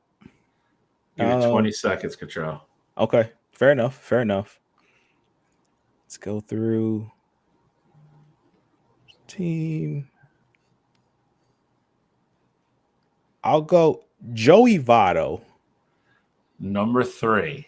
Oh, let's go. What a pull. As soon as he said it, I was just Let's go. I'm gonna take the guess that I was gonna take at number 10. And you said it was a former MVP though? He's a former MVP winner. Oh, it's not who I thought it was gonna be then. Unless he won an MVP and I completely forgot about it. Oh man. That did it. That did it. That's gonna close it out for us. I'll take the guess because I feel like I just need to take a guess at it and go Francisco Lindor. Number 13 on the list. Bro, I had 11 and 13. Congratulations, Kittrell. Oh, Do you want to hear who 10 is? Because it's gonna drive you nuts, Gene. Okay. Former Philly. That's why I didn't say anything when you said it, because I didn't want to give it away. Andrew McCutchen. I wouldn't have gave it away for me because I don't look at him as I wouldn't have got that. That's not one I would have got. I feel like I did a great job as far as like I've named some really good ones. I'm not gonna lie. I was literally going through. You said like MVP. I was trying to find the MVP. I was going through each like division. I got to the Central. I went Brewers first. Went to the Reds. I'm like, has anybody been on the Reds a long ass time? It's like Joey Votto's been in the league for ages. Yeah. When you said the MVP thing and you were like, oh, I got it. I was like, oh, he's going to get McCutchen. And you said Yelich. Well, that was a good list. 5-4. Great work. Great work. Next week, I have to come up with the trivia question again.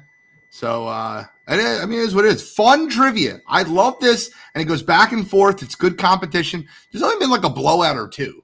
Other than that, it's been back and forth really close. I'm hot now. We were at 0 just 2 weeks ago. Yeah, I might have to change the order. I might have moved you in front of me because you have the head-to-head win this week. But you got the one on me. So yeah, we're even. 1-1. And you got it first. So Alphabetical. Control should be first. That was fun, though. That was fun. Definitely fun. All right, let's move on. We got the Open Championship. Shally, I'll pass it over to you for some golf talk. By the way, I have 2 more tee times in the next 6 days. Where are you playing? I'm playing at Skipback on Friday, and I'm playing at Mainland on Monday. You love those courses. I've never played Skipback. I played at Mainland one time. Skipback's a quality course. You'll enjoy it. You're like in that like little pocket up there. Well, I mean, it's close. Yeah, I get it. But I'll tell you right now, my favorite course by far is Kimberton, and it's so easy. It's such an easy course.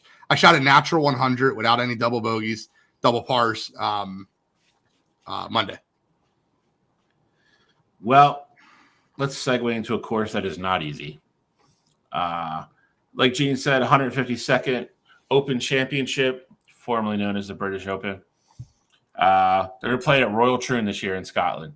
Open 1878. It's been around for a minute. 10th time they're hosting the British Open.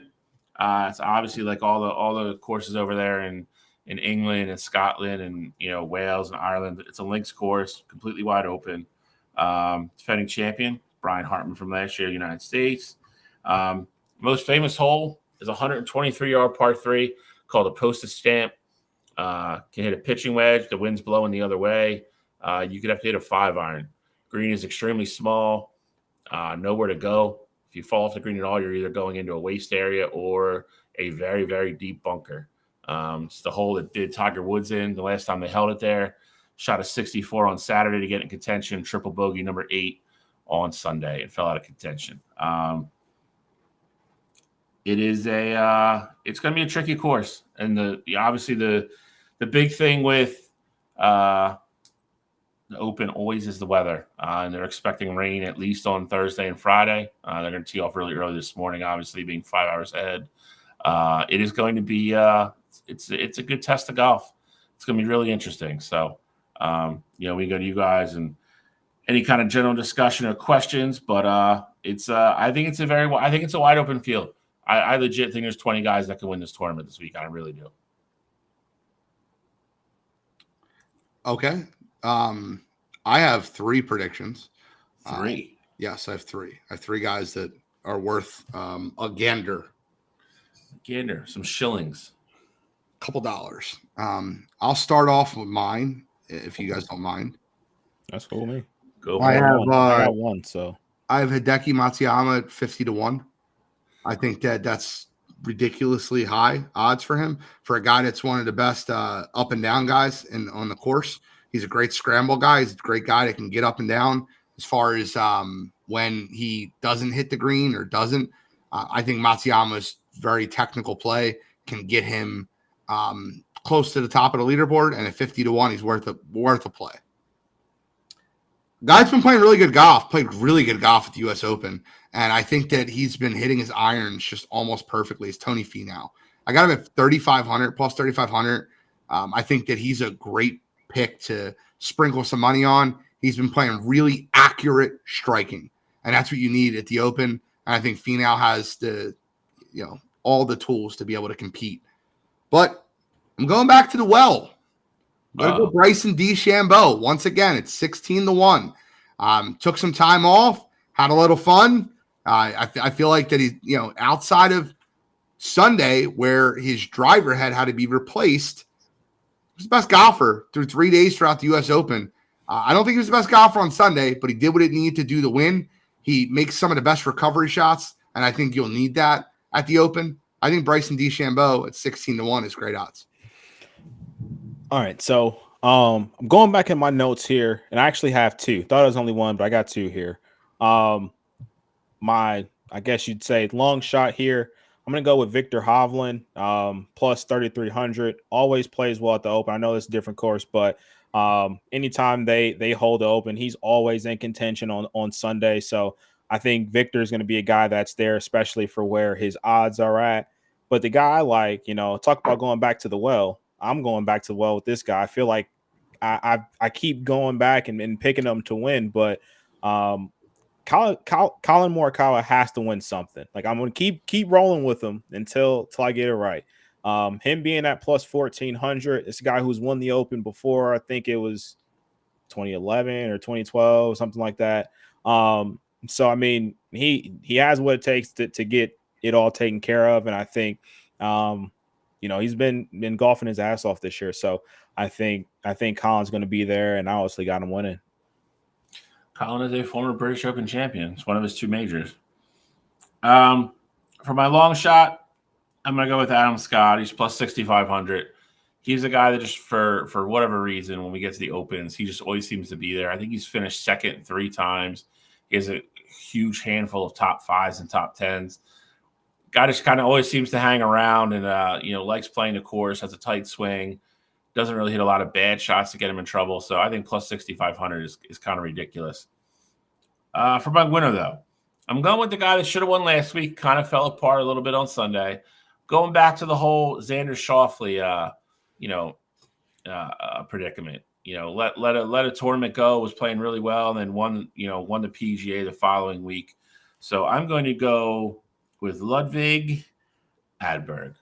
Played great for the first 3. Played great for the first 3 days of the Scottish Open last week. Really only hit 3 bad shots on Sunday, and they cost him the tournament. But I think he rebounds. Young guy. Like Gene said, ball striking is incredibly important in an Open, especially when you have weather conditions. The kid hits the ball about as pure as anybody. I think he stays in it. I think he's hungry. I think he gets on the board with his first major. So that is my official pick for this weekend. Uh-oh. Gene. No volume. My bad. That's my fault. I muted myself because the dryer was going off, and I'm like, I don't want you guys to hear the beep in the background, so I muted myself. But I love it. Good stuff. So anything else on the Open before we get into headlines?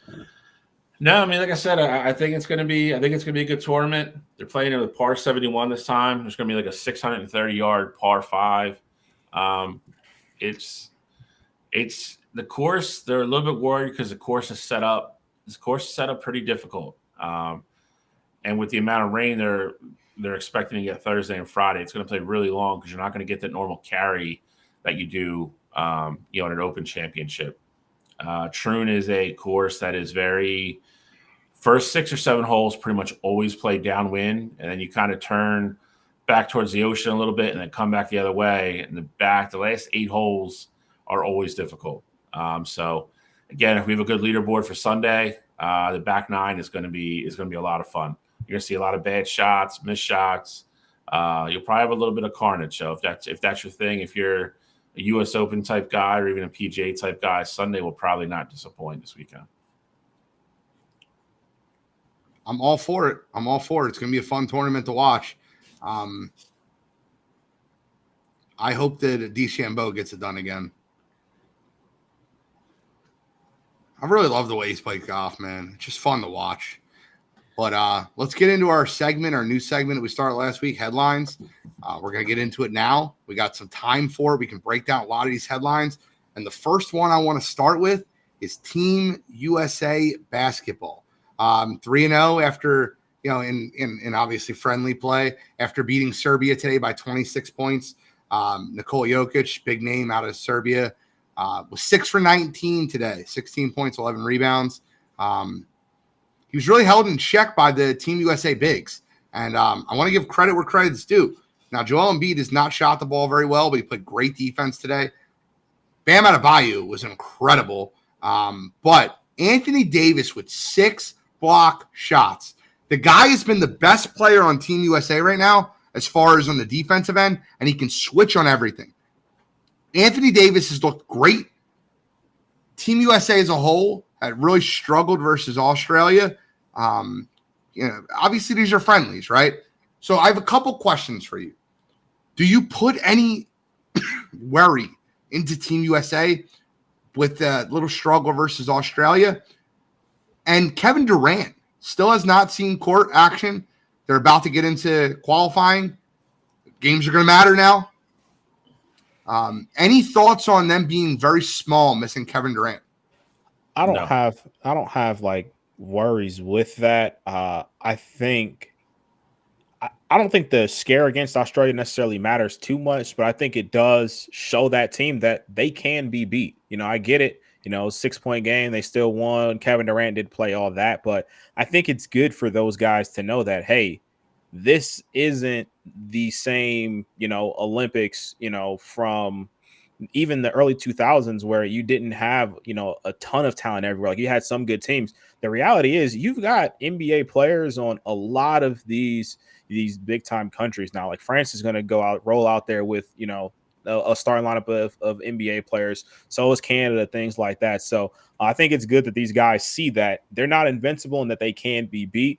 But I also think, to your other point about like Anthony Davis, I think Anthony Davis is a guy that's built for Olympic basketball, a guy that can roam. He can kind of camp in the paint because there is no defensive 3-second rule and things like that. So I think being Anthony Davis, this suits him well. I think Bam's another guy that's very good for Olympic basketball because of his ability to, protect the rim. So I think the U.S. will be perfectly fine. I just think it's going to be important for them to ultimately to get Kevin Durant in so that way they can get the rotation together, see who plays well together, and then ultimately see what lineup they want to put out there on the court in crunch time. CJ, you're right. They do have 2 more warm-up games, but neither one of those games, one's versus South Sudan. Like they've played Canada, Australia, and Serbia. Unless they were going to play France in one of those warm-up games, you're really not going to see much that's going to change your opinion on Team USA. So like when I mean the games that matter is when we get the group play, they're going to destroy South Sudan. It's not going to be a basketball game. Germany should not be able to compete with them. There's no Dirk Nowitzki. Like this is not old school Germany, right? Germany is not going to be able to compete with them. 4 teams can compete with Team USA. Canada, Serbia, kind of, Australia, and France. They're your 4 teams you got to worry about in group play and in the medal play. They've played 3 of them. Now, Serbia is not really one. It's Jokic and friends. I get it. But my point being is the only teams that are littered with NBA talent that can compete with them are really Australia, Canada, and France. I think Australia already poses a different set of problems for them in a weird way. Canada, I think Canada would have to have the game of their lifetime, and the USA would have to play like a B- game. You saw it in the warm-up. Canada played well. USA turned it on when they want to. I literally said they're going to win by 15. I think they won by 14. I just really don't think when the chips are in the middle and it matters, I don't think Canada can beat the U.S. I just don't. I know they have a couple NBA players that are good. They just the depth and the wave of players the U.S. can bring in against, even Canada's backups. It's just too much to overcome. It's like every other Olympics for the most part, man. If they show up and they play well, they're going to win. There's nobody out there that has enough talent and enough depth to just push them for 4 quarters and make them play high elite, level basketball for 48 minutes. And they're capable of doing it. And if they do, they're going to blow people out. But this is just not a year where I think men's basketball is going to be super exciting. I think if they show up for 3 pool play games and get in the middle rounds and they show up for every game, I think that they win the gold medal. I don't think this is a, kind of climactic, It shouldn't be. It shouldn't be. I don't think it's going to be. Germany has enough NBA players to compete with the Wagner brothers, Dennis Schroeder, but it's funny because they have France ranked a lot lower than I would have them ranked. I think France poses a different threat to them. So if the United States has an off shooting night, that France has the guys in the lane that can slow you down. Canada's ranked number 2 right now as far as odds to win the gold medal. So you've seen what Canada can do versus them. Spain has really no one left. They're ranked 2nd in FIBA, but Spain is just. I know they got Rudy Fernandez is there. I think Hernan Gomez and that's what you're looking at. Rudy Fernandez is 40 years old playing. Yeah, basketball. They got a lot of old guys. But the Hernan Gomez brothers have replaced the Gasol brothers in the middle, and you got Rudy Fernandez, who's basically 40. Is Sergio Lowell on the roster? I don't know. He might be, but they're currently 2nd in the world rankings. But they're really not They don't pose a threat. If the United States lost to Spain, something really weird would have to happen in that game. One thing though about basketball is that we've seen it, and I'm not comparing it to March Madness by any means, but we've seen weird things just happen. A team can get hot. It's basketball. If you can shoot the lights out and have the game of your life, weird things can happen in basketball. It's the one sport where the best team, I'd say, doesn't always win in a 1-game scenario. No, I agree, but that was my point. I think it's going to take something like that for them to lose. Because if that something doesn't happen, then I think they go through unscathed, and I don't think they're ever in serious jeopardy late in the 4th quarter of a game. Let me ask you a question real quick. If you had to put a percentage chance on it for the United States to win gold, what would you put it at? 75. I think it's higher than that. I'll go 95. I'll go in between. I'll live in the 85 range. I think that there's an opportunity for them to lose a game if they don't play together right. But I won't say 95 because there's a lot of great talent. TJ says 98.7. And he's probably right. Yeah. I think the United States, I just don't. Who's the dog on that team that if they're down by 6 points at halftime, that they can really rely on? And I hope that is. But you notice the constantly the rotations that Steve Kerr's putting out, he's still feeling it out. These guys don't play with each other very often. I'd go 85%. So my other thing too is that the elephant in the room that we've kind of tiptoed around is that this is a team of guys that are a little bit older, that some of them have injury history. Not going to wish that on any of these guys, but Durant's already out with, his injury. Joel's coming off of an injury.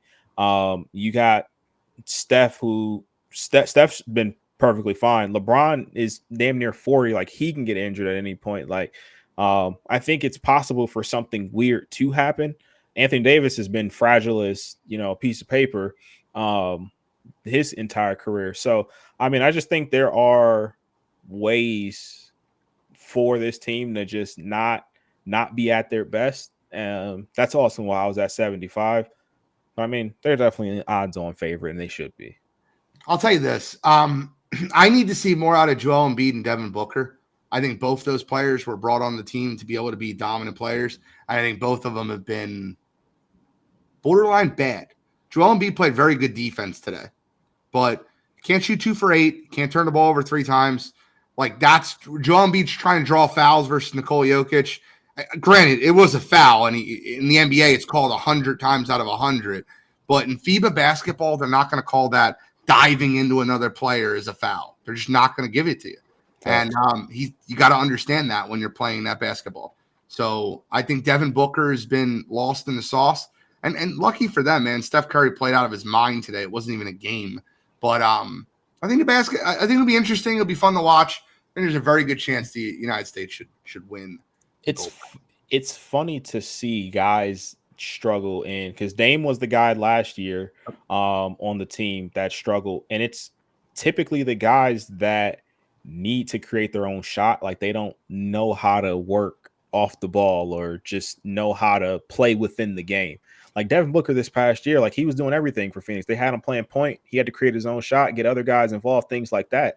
But on Team USA, he doesn't have to be that guy, and it almost feels like he's uncomfortable in that role. So 100%. Interesting to see how that translates over to FIBA year in and year out. Completely agree with you. Second headline. So we'll stay in basketball for a minute. Cheryl Miller is going to coach the WNBA All-Stars versus Team USA in the WNBA All-Star game. I don't know, man. Getting Cheryl Miller out there coaching. I will say this. I think Team USA could lose this game. I know it's an exhibition. Yes. I think Team USA could lose this game. I think that the WNBA All-Stars are going to give them everything that they want in that game. And I think there's going to be a lot of players that are playing a lot of serious basketball and competing in that game. I think it's going to be a lot more, I don't want to say chippy, but I feel like it's going to be a lot more competitive than a normal All-Star game. I think that's the right word for it. Like, I don't think anybody's going to try to hurt anybody or go like super physical, but I mean, it's not going to look anything like the NBA All-Star game. I'll promise you that. Like, it's going to be a real basketball game. And yeah, there's still a lot of bitterness and hurt feelings and, chips on shoulders and stuff that's going to be on that, WNBA All-Star roster. So yeah, I mean, I'm actually looking forward to watching it. I think it's going to be very entertaining, and if it gets chippy, I'm here for that too. Yeah, I mean, I definitely think WNBA All-Stars are going to have more than a puncher's chance to win that game. I really think it's like 60-40. Like, I lean Team USA, but like that WNBA All-Stars team is no joke. They got players on the team that have either played for Team USA in the past or should have been on the roster this year. So I really think they can ball. But for me, at the end of the day, my tipping point is Team USA has got the best woman on the planet when it comes to playing basketball, and that's A'ja Wilson. And she had some nice comments last night, by the way. You see that? With Usher? She got caught on the hot mic? Yeah. Yep. Oh, A'ja was very honest. Y'all don't do shit all night. Y'all want to take a picture with Usher? She was very honest. But yeah, so I think Asia is going to be too much for them. And also, I think this Team USA team, they're going to be also the ones to chip on their shoulder, because I know I mentioned a couple weeks ago, but this is a Team USA team that actually lost the last time they did this in 2021. And Enrique Iguodala was the MVP of that game. So I think, a lot of the same players are on the roster this go round. I think they are going to remember that. So I think chippy is a good word, but ultimately I think Team USA is going to make sure that they come out on top here. See, the thing is, in that All-Star game, and this is the only thing I think that really plays for the sake of the WNBA All-Stars. Jonquel Jones and Aaliyah Boston have the size to be able to stay in front of A'ja Wilson. I'm not saying they're going to stop her, but like, I think that they have the team that can compete with Agumbawale. I like the WNBA All-Star team. I really do. I saw A'ja just give Aaliyah 28 and 16 or 14 just a week and a half ago. You're right. She did. A'ja the last 2 weeks has just been on a different planet, though. Facts. Well, they lost last night to the Sky. Chicago Sky beat them last night, and they were 14.5-point favorites. And I'll tell you right now, it had nothing to do with A'ja Wilson, because she went off. The rest of that team was awful. That was Kelsey Plum's worst performance as a pro. Kelsey Plum had a horrible game. They played horrible in the first quarter in general. She got cooked. Kenny Carter, like Kobe, cooked her. They got it all the way down to 4 twice in the fourth quarter, and then Chicago just made big shots each time when they had to. And I'm glad we brought that name up because I will say, since the whole Caitlin Clark incident, Kennedy Carter has been playing out of her mind basketball for the Sky. Yeah. She's been playing great basketball. So former number 4 pick in the WNBA draft, basically was banished from the league for a year. She had to go play overseas because it was her fault. It's her fault. Yeah, 100% her fault. But she's definitely playing great basketball. This is the reason that they traded Mabry. Marina Mabry got traded today because they basically wanted a starting spot for Kennedy Carter. I keep calling her Kennedy Clark. But it's really interesting to see. I still hate the comments that she made after the game. All she brings to the league is shooting threes. I think that's a joke. But still love the way she's playing basketball. For sure. And that's a move for Connecticut that I think is very interesting. I think Connecticut's gearing up to try and make a run for the thing. So glad that we got a chance to bring that up too.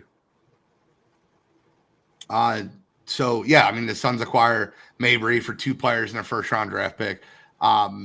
Do want to kind of stay on topic for our headlines. There's been a lot of top events happening in all across sports, but I want to talk about the Crimson Tide. Alabama not worried about Nick Saban's SEC picks.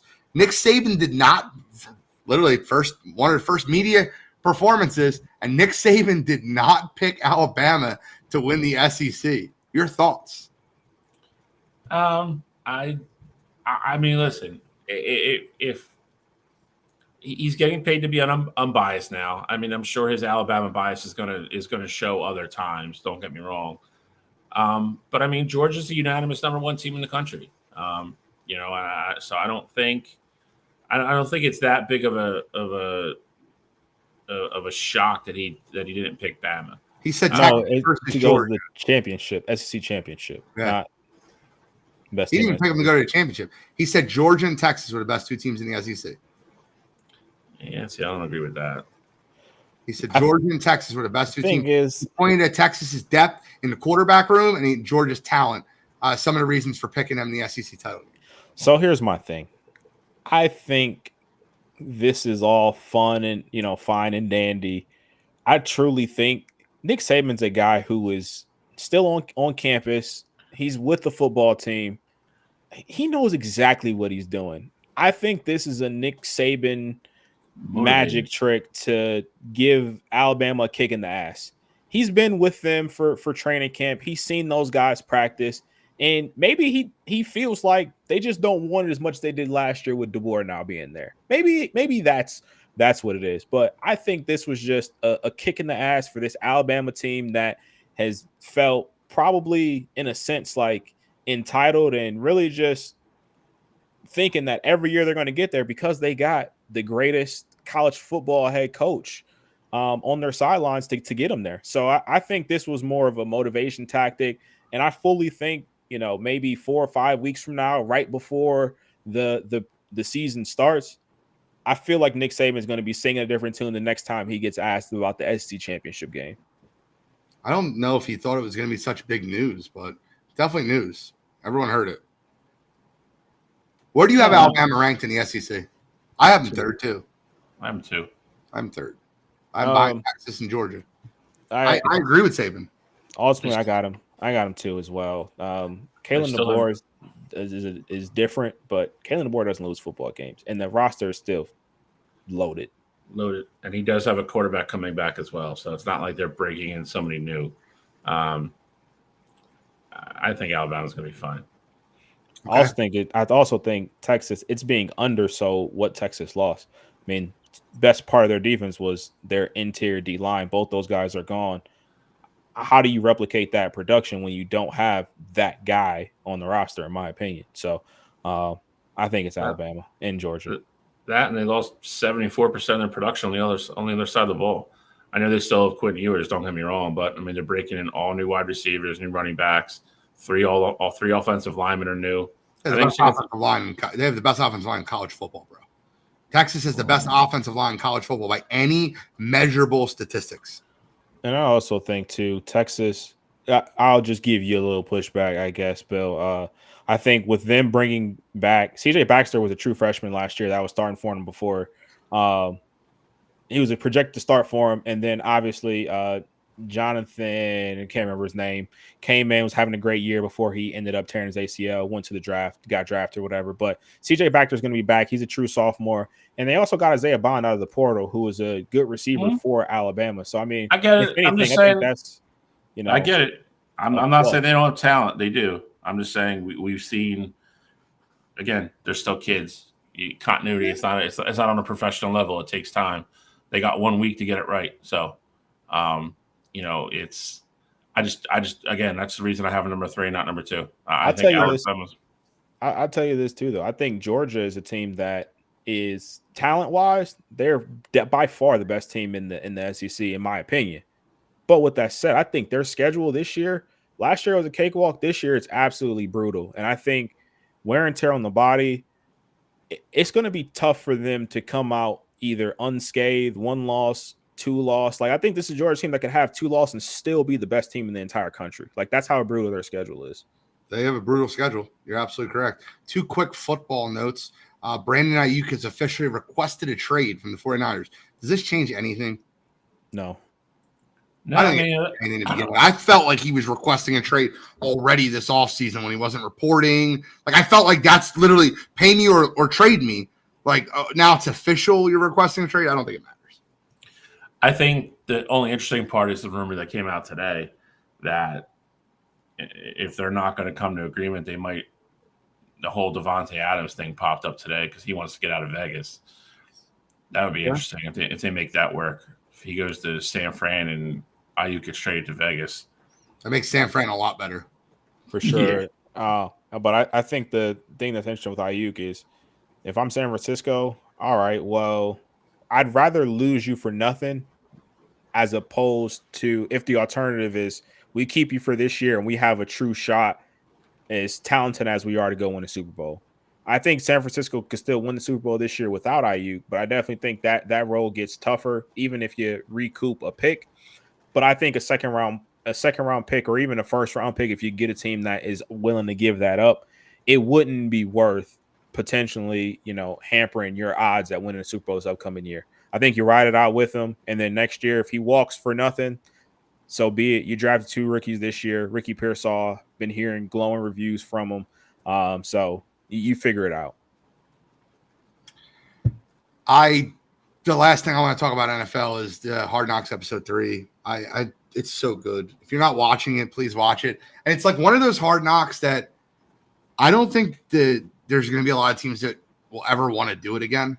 I know a lot of teams don't want to do it, but the Giants cannot look like a more inept organization during this. And I'll make this very clear.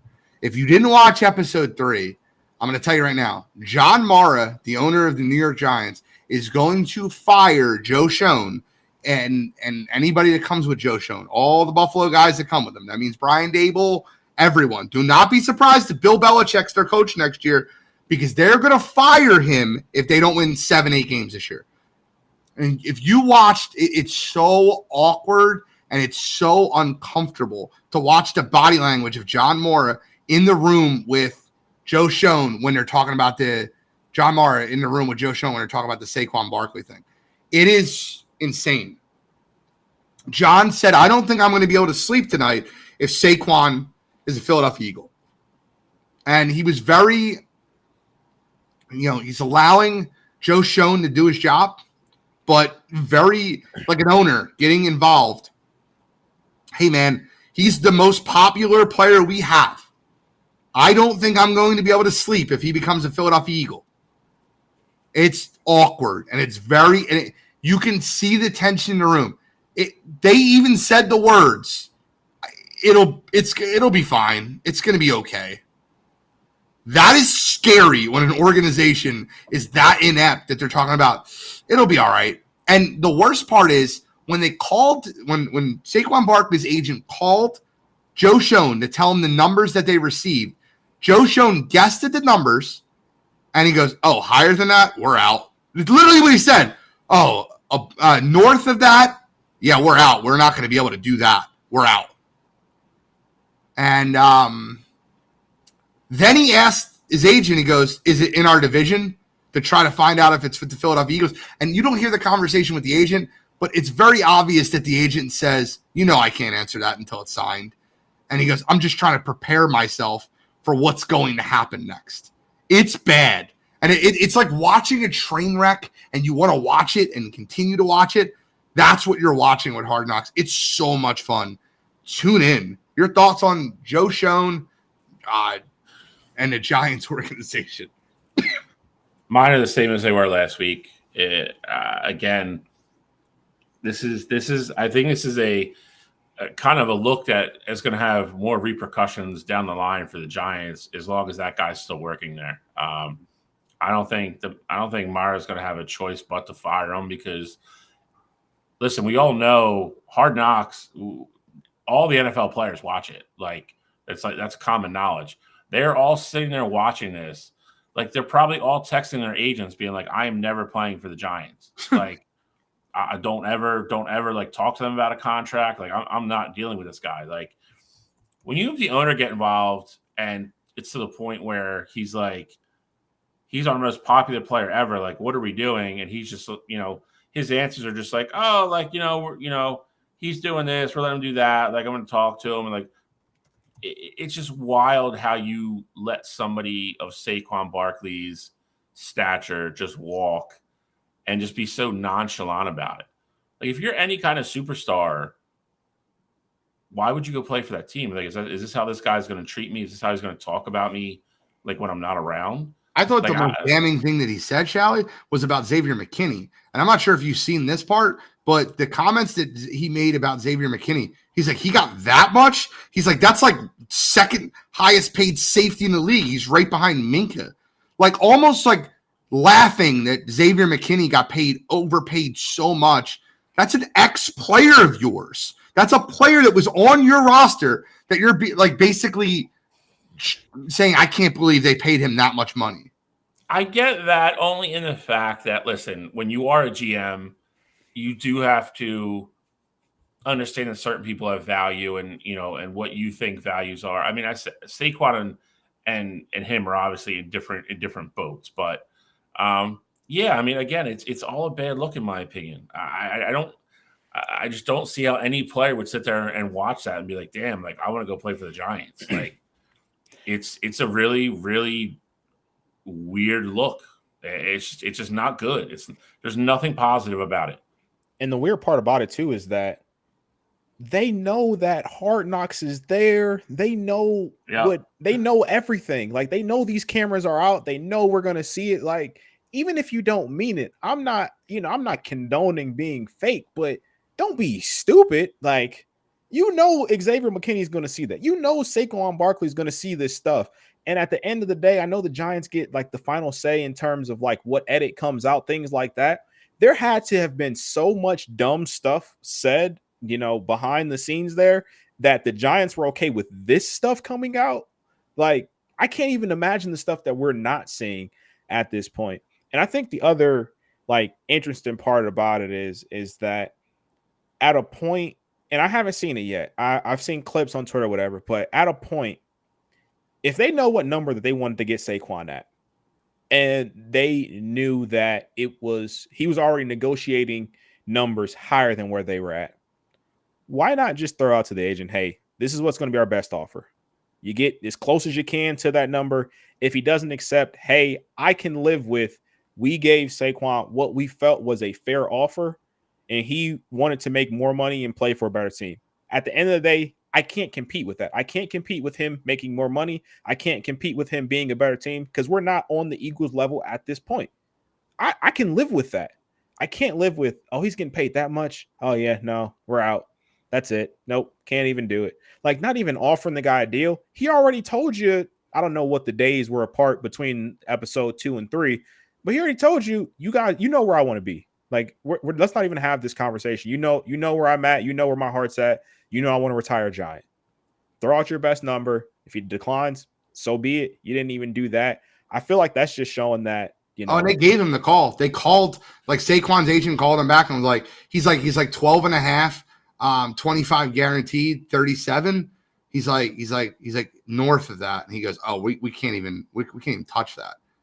Like, that's like what his guess was, because the Giants, Saquon's agent was asking for 12.5 per year, 25 million guaranteed, $37 million contract. And the Eagles gave him that contract a little bit more incentive based that he can make up to 46. And he got more than essentially what Saquon's agent was bargaining for. And as soon as he heard that, he was just like, we can't touch that. Like, it was just it's really funny. It's actually comical to see how they speak about former players. And if I'm Xavier McKinney and I'm watching that episode, I'm like, well, I know they didn't value me at all because they laughed at my contract as if I could be one of the top safeties in football. The other part that I think is crazy, just from outside looking in perspective, just how my mind would work is, I get it. You're all in. You paid Daniel Jones $40 million a year, and you feel like he has to be that guy. Well, the reality is, if you give Saquon $38 million, $37 million, you could have an out on Daniel Jones after this year. Daniel Jones absolutely sucks. You can go out, draft a rookie, cut Daniel Jones, and now you got a shit ton of money on your payroll. Yep. It felt like that thought didn't even cross his mind. It's like, hey, we're all in on Daniel Jones. We got to make it work here. Well, yeah, Daniel Jones isn't going to make it work with losing his absolute best weapon anywhere on the field. Like, they have no safety blanket there. Darren Waller, as talented as he was, he hardly played for them, and he's going to be retired. What does Daniel Jones do? I think the guy stinks, but what do you expect him to do with what you're throwing out there? Oh, and the last part I want to bring up, and then we got to move with you. Got to be kidding me. I thought, you ever see that moment where that they know the cameras are rolling and they want to talk themselves up? There was a moment on Hard Knocks episode 3 that I cringed. And they were like sitting in the room and they're talking about all the nights that we stayed up to 5 a.m. projecting how these salary caps would play out. Like, it was like one of those moments where, like, I know we're on camera. Let's talk about how hard we work. Let's make it look like we're really, like, it was so cringeworthy. It was just like, he's like, no matter how much time and how much energy and effort you put into this, you can't predict the market. And, this is the market that we have this year, and there's nothing you can do about it. Well, there's something you could do about it. You could have signed him last year, and you didn't. You franchised him. You pissed him off. And, that's what happens. Yeah, and Malik Neighbors definitely doesn't want to play for them. That's correct. They told him that, and they still drafted him. Yeah, they still drafted him. They could have got Odunze, and Odunze would have been happy. And I think it worked out well for Odunze. I agree. You could have played with Caleb Williams and be the number 3 wide receiver and learn behind professionals like Keenan Allen and DJ Moore, or you could go try to be the number 1 for Daniel Jones. Yeah. You figure out which one you want to do. With legit no expectations. Like, Rome could be awful next year and it'd be like, hey, he's got a year to learn. Number 3 guy. We don't need you to be great this year. Exactly. Let's move on to You Gotta Be Kidding Me. Trell. So mine this week, we are beating some dead horses, man. I feel like every other week we're having to have a conversation about reckless driving, DUIs, things like that. And this week is no different. My You Gotta Be Kidding Me is going to be Jordan Addison of the Minnesota Vikings. Jordan Addison, for those that don't know, was found outside the LAX airport in his car asleep, passed out, suspicion of being drunk. Ultimately got taken to jail.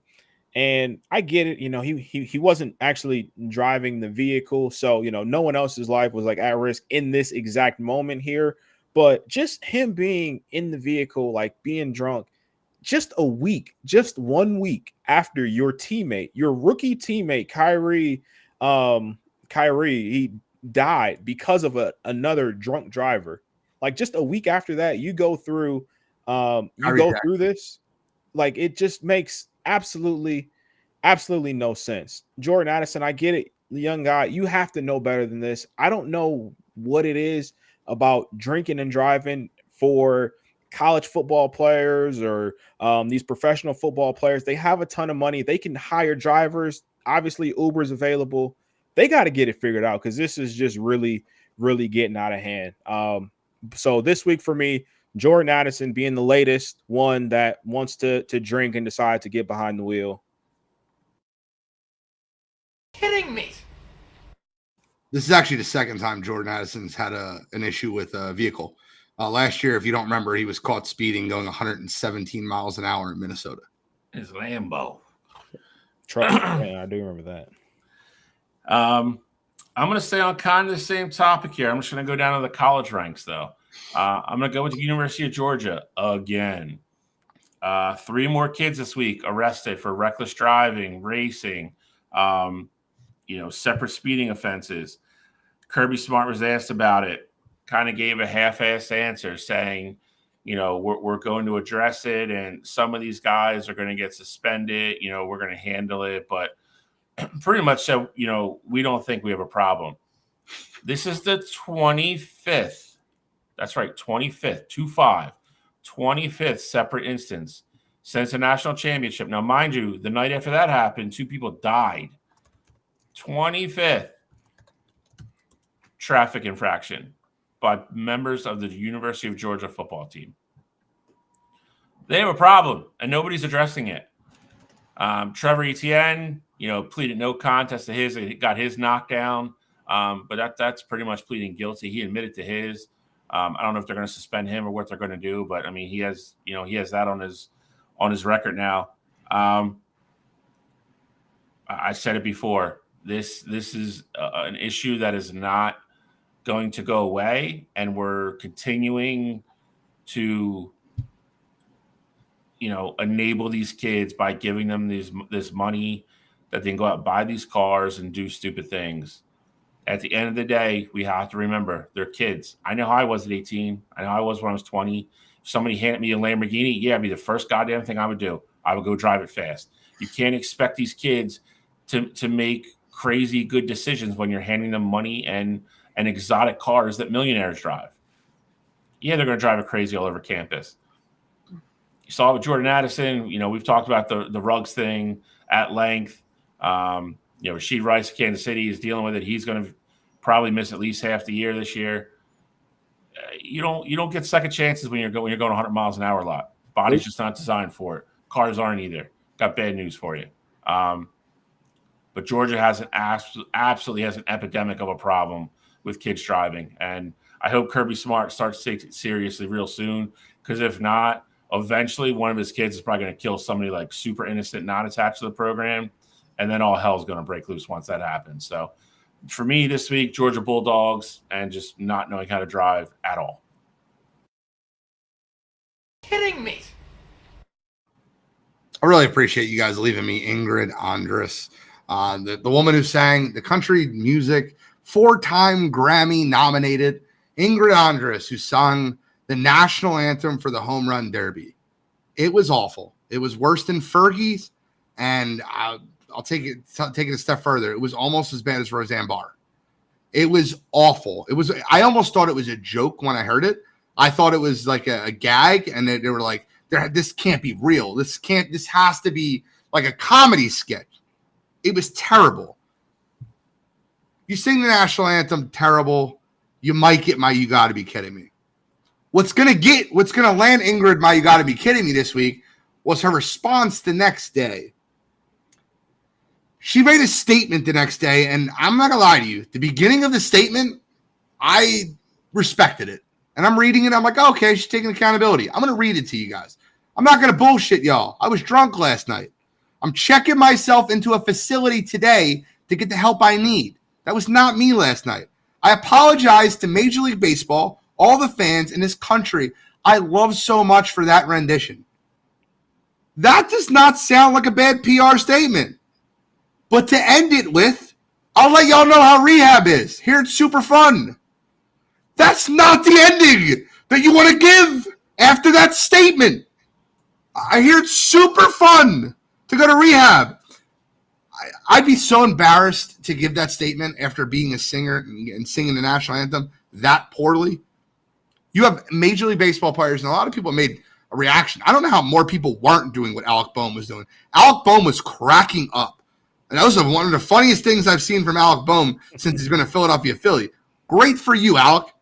That was awful. That performance was awful. The statement was, it was almost like the PR publicist was like, here's your statement. And then Ingrid at the end was like, I'm going to add my own line at the end. I'm going to make this mine. Statement perfect. I'll let y'all know how rehab is. Here it's super fun. For this week, Ingrid Andress for the national anthem. Kidding me. How do you make light of that?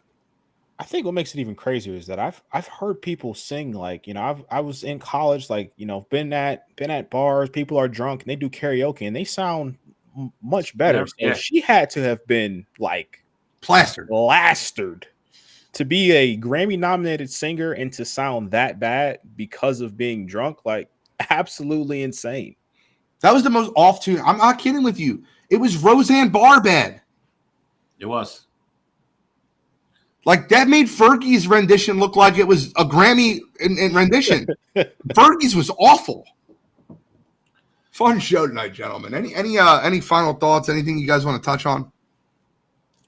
Caitlin Clark's got 20 points and 13 assists through 3. Yeah, I'm keeping up with that game. It's a very good game.